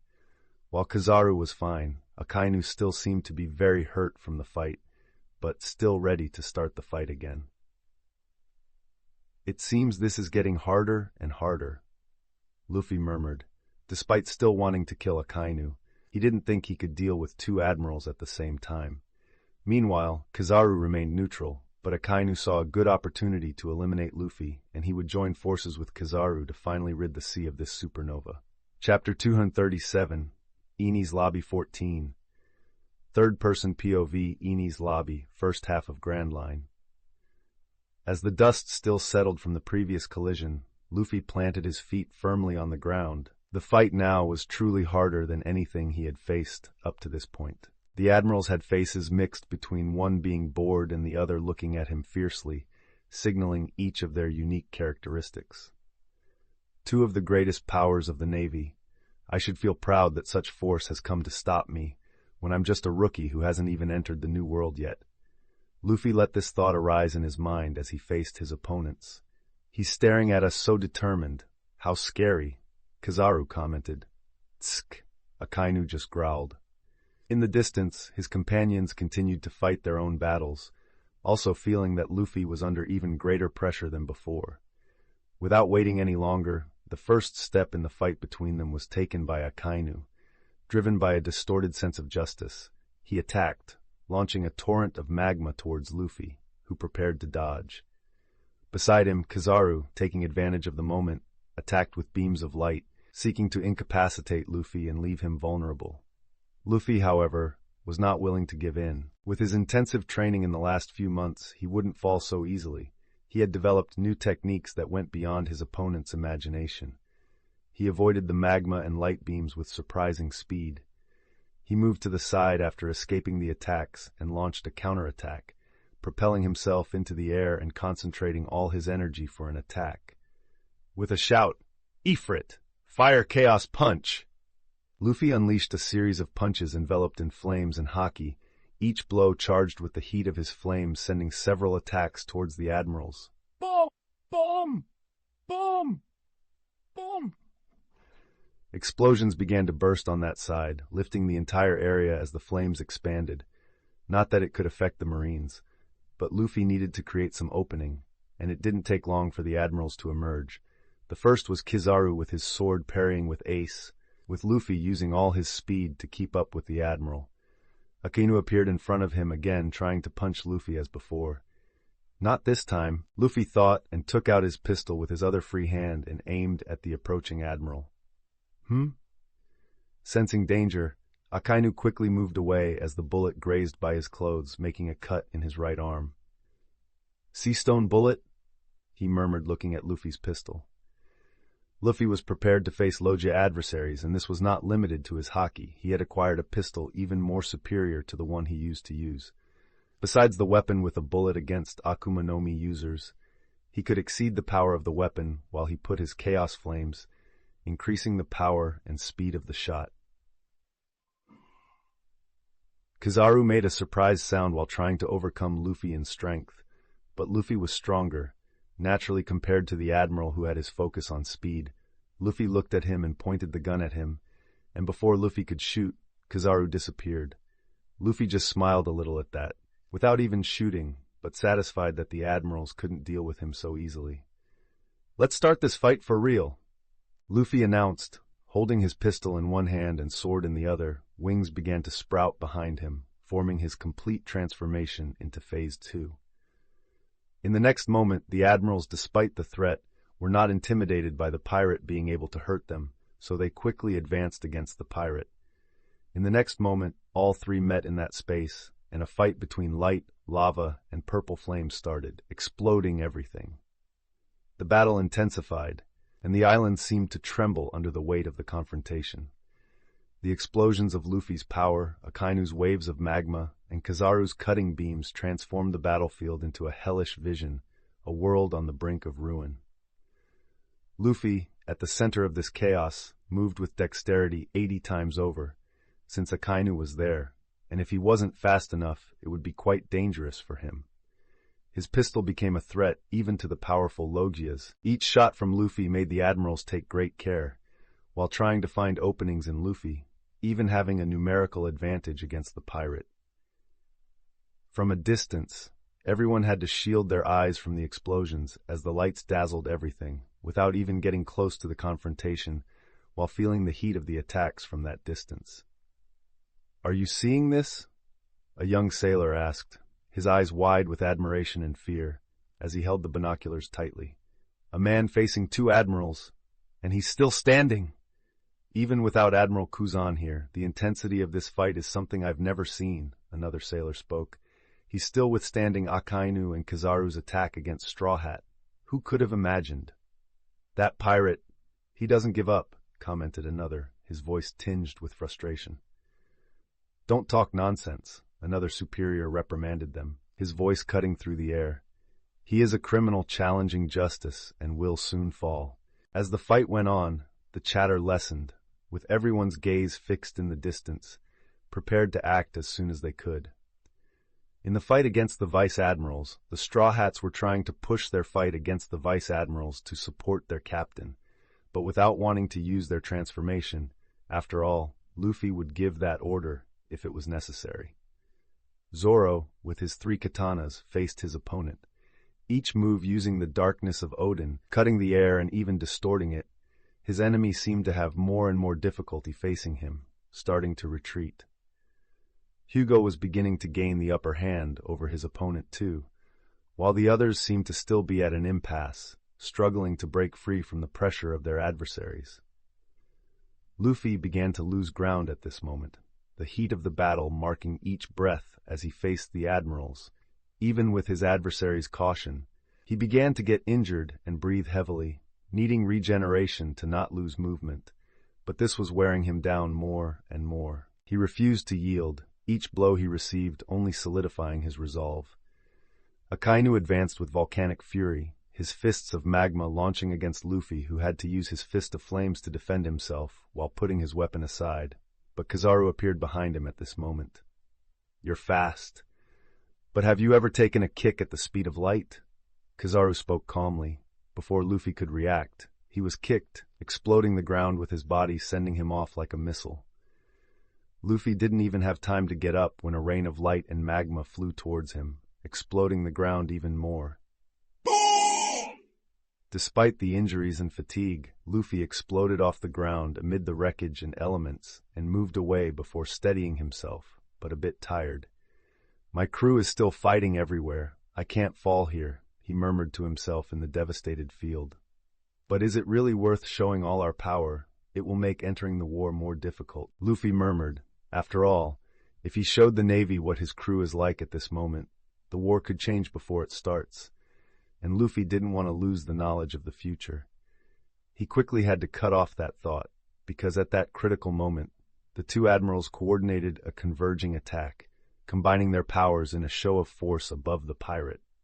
Magma and light advanced on Luffy, who quickly, with no time to escape, converted his Moa Moa no Mi for defense. BOMB! The explosion was cataclysmic, shaking the island to its core, raising a cloud of dust and debris that obscured the vision for moments. "Luffy!" Vivi shouted as Yamato, Nami, and Nojiko looked on worriedly. When the dust settled, Luffy was seen kneeling, breathing hard but not defeated. His defense had cushioned the worst of the attack. He quickly stood up as his injuries began to heal. "He's resilient," Kizaru commented. Akainu said nothing. "It's admirable that Garp's grandson can withstand these attacks," Suru commented beside. "Luffy," Yamato said, before looking at the two vice-admirals. "Sorry, Luffy, but I won't hold back anymore," she said as she began to release her strongest haki. "Luffy." Lucy was very worried in the air. Since Luffy had become enraged, she couldn't get close to him and could only see him fighting all the battles alone. In the fight, Luffy seemed totally fine on the outside, but his exhaustion began to consume him from the inside. "It's a shame, but I can no longer continue this fight. After all, we have to hold back a bit," Luffy thought, despite having spent a lot of energy here and his limit getting closer and closer. Taking a deep breath, he decided to give the next order, not just to his crew fighting the vice-admirals, but to everyone on the island. "Moa Moa no Mi, 80 times. Attention, everyone. We have nothing more here. Everyone, prepare to retreat," he announced with his voice coming out like thunder. His voice issued an order that echoed throughout the island, reaching the ears of every member of the Straw Hat crew. Everyone quickly recognized this order. After all, the situation was not good for them in the center of the island. "Luffy-sama, do you want me to come back?" Leviathan murmured, looking towards the sound of Luffy's voice with her feminine eyes. Did you hear? That sea monster can talk," some sailors exclaimed in fear. "Wolf!" Cerberus heard Luffy's sound and nodded with his 3 heads. "Master?" Baby 5 murmured. "It seems we should prepare the ship for the captain," Robin commented. "Yes," Uda responded, while Hachi and Chopper were getting ready to end their fight. "What?" Strawberry was surprised by the pressure Zoro was putting on him. "Sorry, but my captain requires my presence for the crew to leave the island." Zoro smiled, pressing the admiral. On the battlefield, Kizaru seemed surprised. "He wants to leave? How scary. Tsk, he thinks he can get out of here. Let's eliminate them here, pirate. Don't think you can escape this island alive." "Don't worry, I can handle you while my crew retreats," Luffy commented while clenching his fists. He could not win all the fights, and fleeing was the best choice now. After all, he had already achieved his goal, the money in his system, so there was nothing more here, and it could even worsen with a third admiral arriving and more powerful reinforcements. Chapter 238, Enies Lobby 15, third-person POV, Enies Lobby, first half of Grand Line. Everything became more intense after Luffy's order to retreat. Seeing the Straw Hats about to pull back, the Marines quickly began to grow more aggressive. "Come on, we can't let the pirates escape. For justice, let's defeat the evil of the seas." The Marines quickly started to shout ecstatically as they ran towards the battlefields. Even though they might not make much of a difference, they would use their own lives to make justice prevail. They approached the battlefield where the fight against the vice-admirals was happening and began shooting at the pirates, causing some of the Straw Hats to be bothered by some bullets and cannonballs flying towards them in the middle of the fight. However, even with the pressure, and even the vice-admirals increasing the pressure on them, the Straw Hats begin to turn the tide against the formidable vice-admirals. Each confrontation made the Navy officers see that the pirates were more determined than ever. Yamato, with a new display of brute strength and haki skill, manages to break the formation of Bastille and Suru. With a thunderous roar, she summons the power of a serpent with lightning, her club emitting an ethereal light that stuns her opponents. Bastille, under the pressure of the attack, barely manages to keep his sword raised, while Tsuru is forced to retreat, surprised by Yamato's unexpected resistance. With a final blow, Yamato manages to hit them, even if not in a direct attack, making them fall to the ground like rockets exploding the place beneath them. Zoro, wielding his swords with a lethal aura, begins a dance in the air between two swordsmen against his opponent, and starts to emit more energy of Odin from his blades, and overcomes Strawberry with a whirlwind of quick and powerful blows. A decisive moment occurs when Zoro delivers a Odin Ichidai Sanzen Daisen Sakai, cutting through Strawberry's defense and leaving a visible mark on his chest as blood sprays into the air. Strawberry, unable to react much, falls to his knees, admitting his defeat before Zoro's explosive strength. Kuina, with grace in her sword skill, pushes Momonga to the limit. She unleashes her ice power while the Vice Admiral had little chance of approaching, but she still can't win the fight, while trying to launch attacks with an Oriental Dragon, but still having difficulty. She felt Zoro winning his fight and felt a bit of frustration, but also understanding that her inferiority to the other swordsmen was due to her years behind her rival, but still hoping that she could surpass him eventually, and even being a girl of 11 or 12 years old, she could already fight a vice admiral. Nojiko, using her ingenuity, creates traps with her bomb fruit on the ground, which confuse and delay Mozambia. This gives her an opening as she blows up the ground beneath her and fires at the enemy while he was focused trying to dodge the damage, barely noticing her approaching and striking from above, punching and exploding him. The Admiral appears quite hurt, but still firm in his fight and determination to stop this pirate. Vivi, facing the fierce Dalmatian, uses the agility of her Logia with air cuts as he tried to approach, avoiding the attacks, but couldn't get close, because Vivi could quickly create hurricanes, and even as a barrier that could bounce back his reach, he tried to advance by hitting against her wind, but the girl dominated the air, leaving him in a worse position, but it didn't mean she could defeat him. Alvida, with her slippery skin and tremendous strength, dodges all of Cancer's attacks with ease. She counterattacks with a powerful blow from her club, which Cancer barely manages to block. The force of the impact sends him flying back, proving Alvida's superiority in physical combat against the Vice Admiral. Nami, also dominating the air with Garuda's claws, creates a perfect storm of wind around Doberman, limiting his visibility and movements, as her wind was gray with green lights.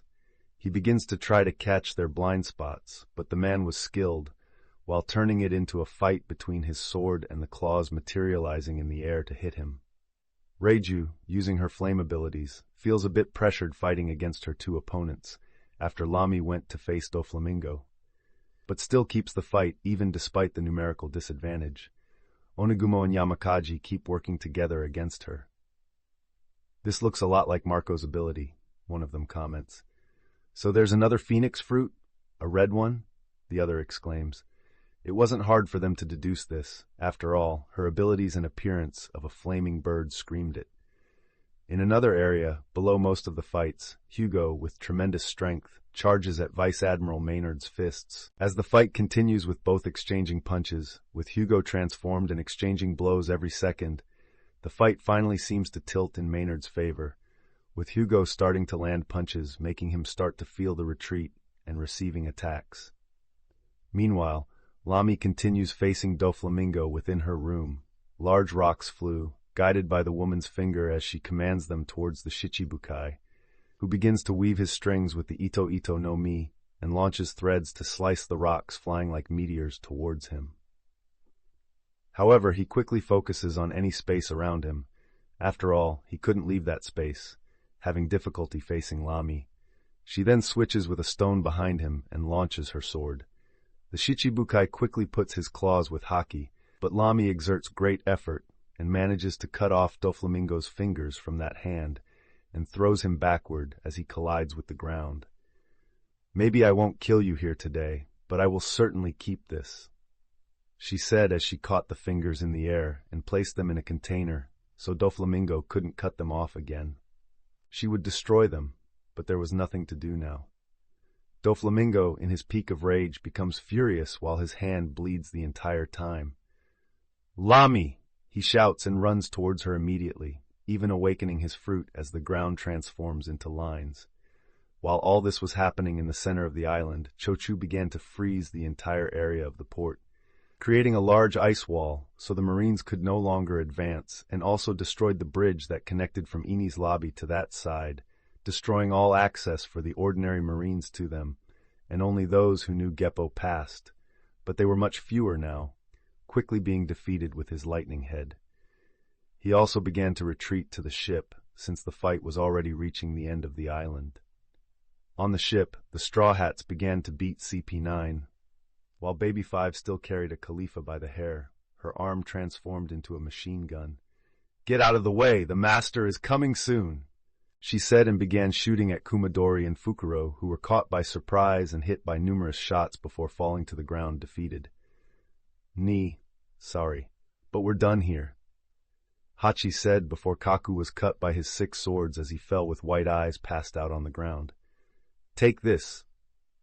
Chopper transformed into his muscular version, hits Bueno before he could escape, and he flies forcefully to the ground, showing Chopper's current power after the training he did. "La la la! Stop singing and fight!" Jabra exclaimed to the woman singing a melody. "La la la! Stop! What is this?" He noticed the change and saw himself surrounded by 10 of that woman.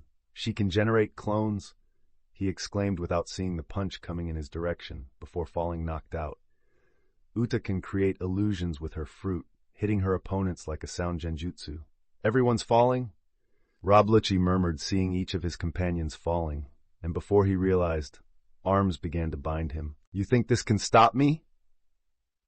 he exclaimed to Rob in his hybrid form, but before he could use strength, the arms of Robin on his body began to thicken, making the agent stand imposingly. He didn't even notice when Robin created a giant arm with one of her arms and punched him, making him fall to the port like a rocket, defeated.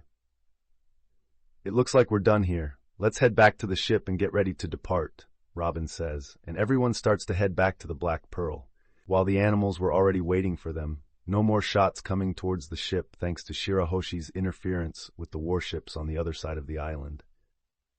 Speaking of her, a shadow emerged below the ship, and the mermaid came out in her usual form, flying towards the ship. "I did it, but I returned before destroying them all, as Luffy-sama requested." She seemed a bit disappointed in herself. "Sharky!" Her friend tried to cheer her up. "You did well. Now let's get the ship ready to depart. Luffy ordered us to do that before we got here if it came to this."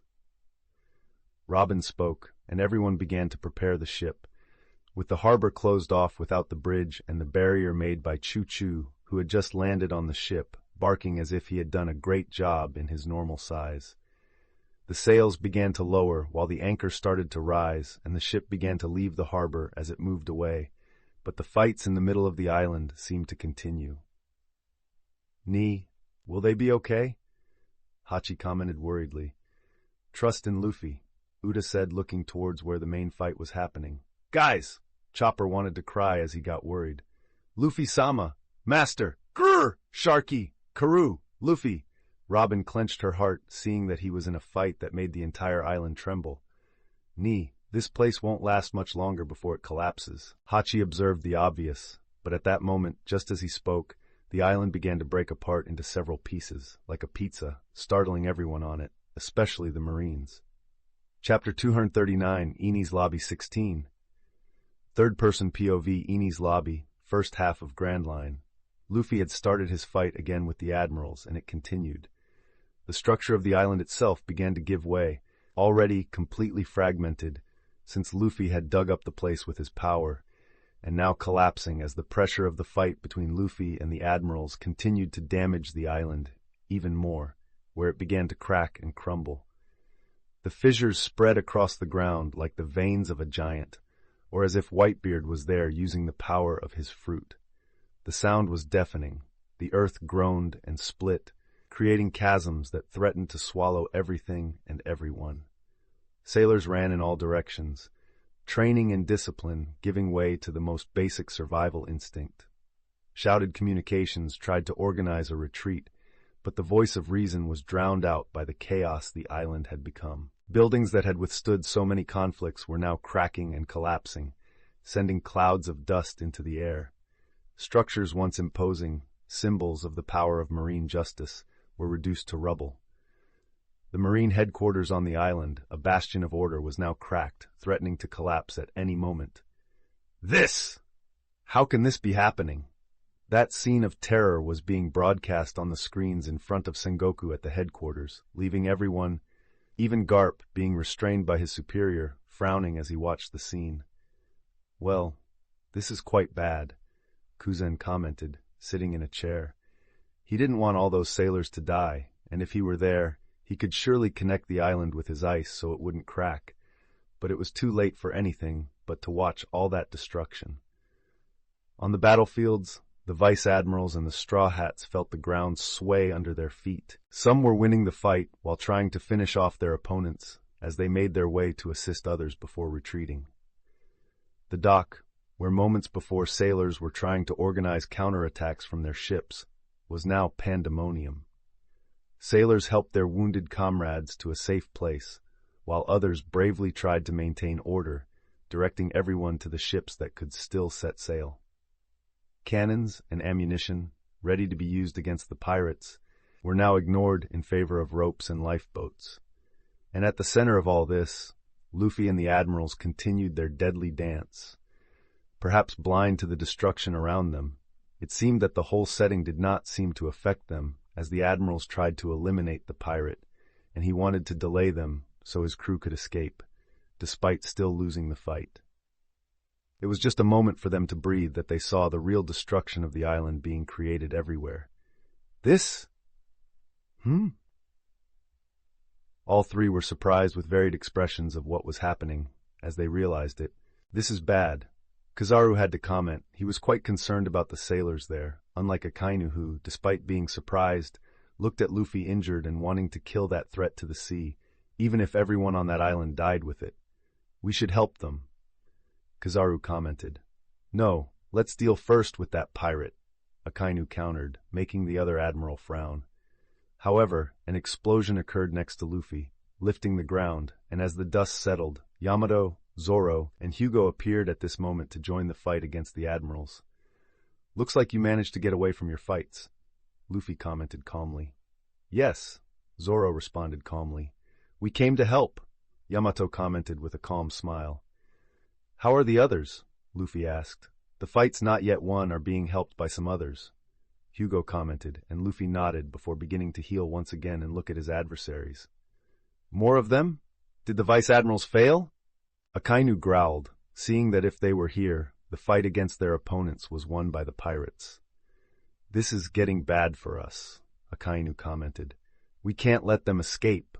Akainu roared and launched his lava fist at the pirates who began to dodge and advance, now with the fight more balanced as all the pirates here could use haki to hurt the Logia users.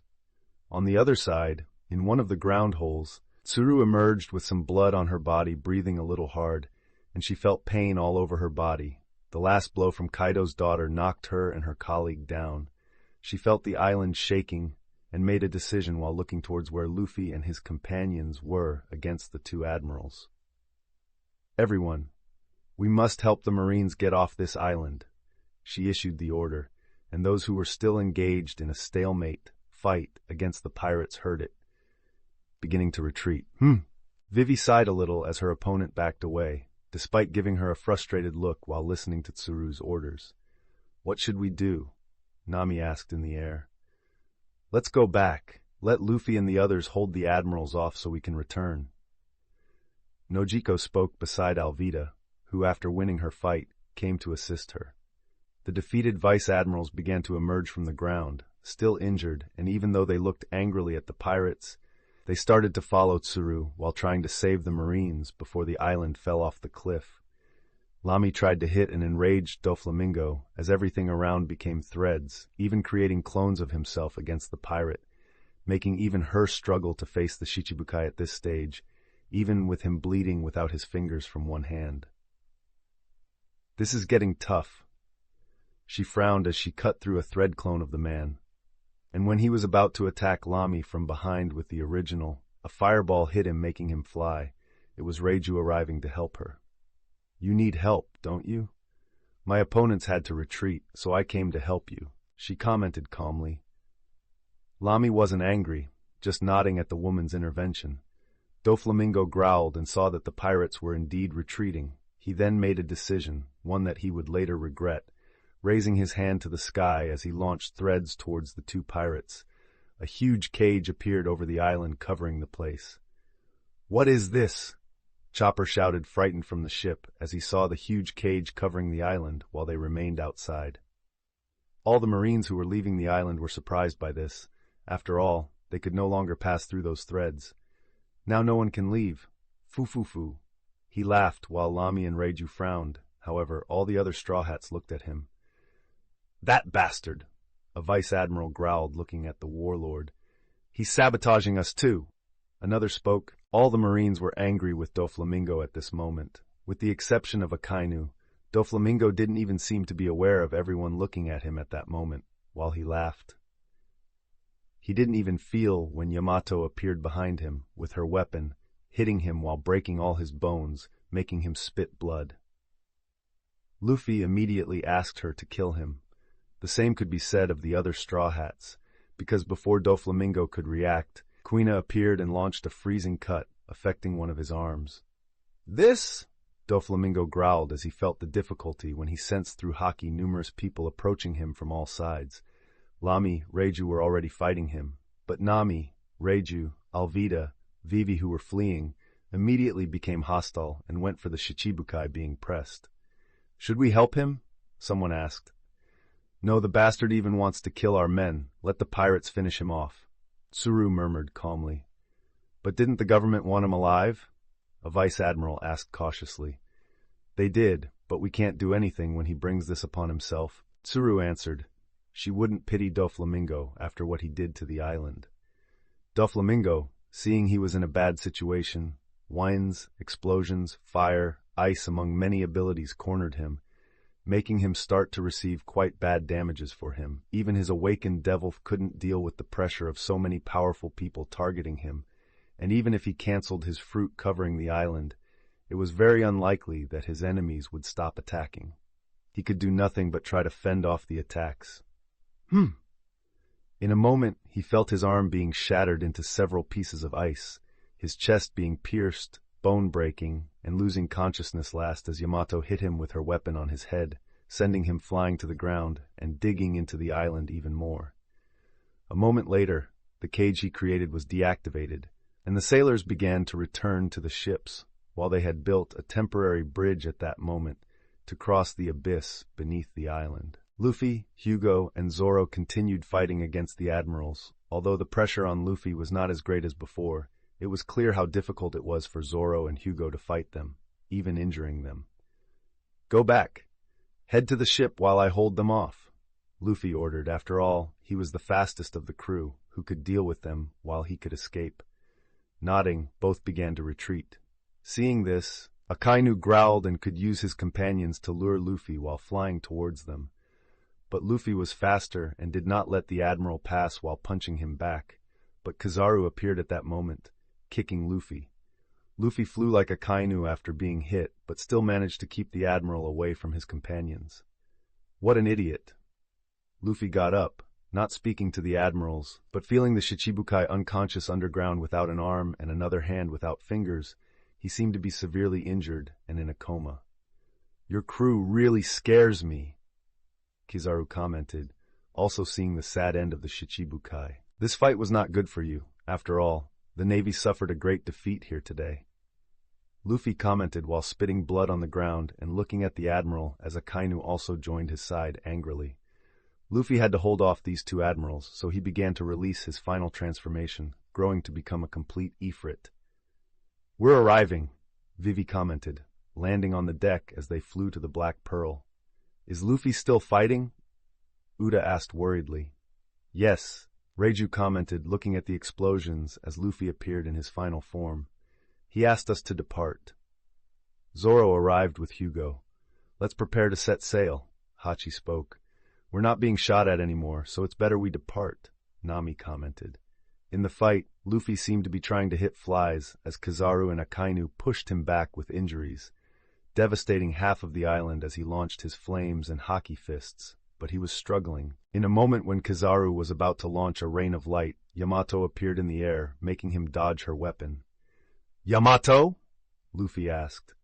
I wouldn't leave you here alone, she said, landing on his flaming shoulder. Let's hold them off a little longer, Luffy said, and in the next 10 minutes, Luffy and Yamato started a fight against the admirals while the island began to plummet from that side. Some Navy ships tried to take down the fleeing pirates' ship from a distance, but the crew quickly dealt with any approaching bullet. Seeing that the ship was in a safe position, Luffy undid his transformation and caught Yamato by surprise in the air. "What are you doing?" she yelled, but Luffy just spun her around without her being able to do anything and shot her towards their ship on the horizon and used his Moa Moa no Mi on her, making her speed increase 80 times, making her disappear. Luffy looked at the admirals. "It's time for me to leave. Goodbye," Luffy announced and quickly flew with his increased speed. Akainu could not follow him, but the same could not be said for Kizaru. "Kill that pirate immediately," Akainu growled. Luffy continued in the air, fleeing from Kizaru, trying to catch him like a game of cat and mouse. The island began to collapse at that moment while the sailors tried to escape. Chapter 240, Aftermath 01, Third-Person POV, Enies Lobby, First Half of Grand Line. Luffy was engulfed in a shower of light as everything around him exploded. A moment later, he moved out of the Admiral's attack range, slightly injured while Kizaru chased after him. "You should be worried about your companions. After all, even if you're faster in this form, I'm more resilient, and you can't stop me," Luffy said calmly. His feet crushed the already cracked ground, and he resumed his escape as a line of light pursued him. Explosions burst forth as he dodged the Admiral's attacks, getting ever closer to the end of the island. "This is getting troublesome," Kizaru commented, seeing that despite causing damage to Luffy, the giant did not stop. Luffy waited until he reached the edge of the island and turned to face Kizaru. "The island is breaking apart, and many have died.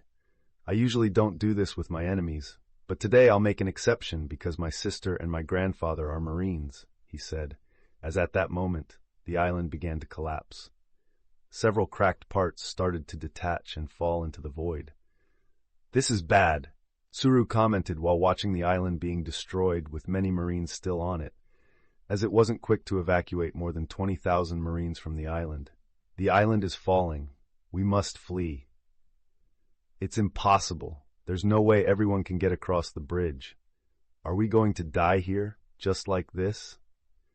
The crowd of men and women became desperate as the other side of the island crumbled. "Stay calm." A vice admiral tried to calm the panic. Several Marines who could use Geppo were helping their colleagues, and Lucy was one of them. As she stretched her arm to grab the Marines on the island and throw them onto the ship away from the island with the boats. Akainu flew through the air, above them without care, his only goal being to eliminate Monkey D. Luffy on the other side of the island as he was almost escaping.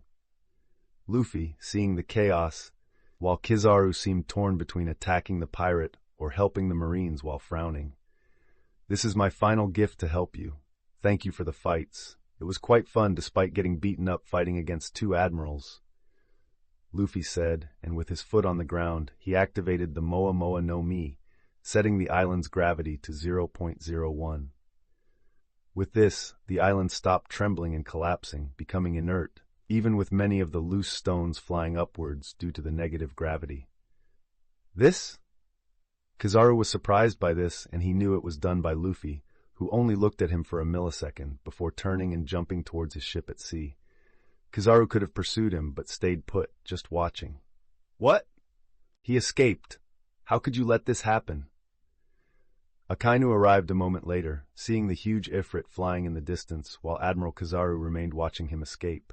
"He escaped. I couldn't do anything," Kizaru commented, shrugging. "What do you mean by this? You did this on purpose." Akainu did not finish grumbling his complaints as Kizaru simply spoke. "I have to help the people. Goodbye," he said, turning into light and disappearing, while Akainu became even more frustrated by this mission being a total failure. Luffy continued returning while remaining in his transformation to better resist Kizaru's attacks, especially now that he used his Moa Moa no Mi on the island to hold it up a little longer before being completely destroyed. It held up for a while with the effect of Luffy's fruit, enough to rescue the Marines, after all. Luffy knew this could leave Garp and Lucy sad. He saw that Kizaru stopped following him and left his larger transformation, returning to normal with just his wings as he flew over the sea. "Luffy, You returned. Yamato was waiting for him in the sky after being thrown in that manner and looked relieved at Luffy approaching. Despite him bleeding a bit and full of marks from the fight, he began to heal a bit more before he and Yamato returned to the ship. Luffy! Uda exclaimed as Luffy and Yamato landed on the deck at that moment. We're back. Luffy looked at everyone with a smile. You held up well fighting against two admirals, Captain.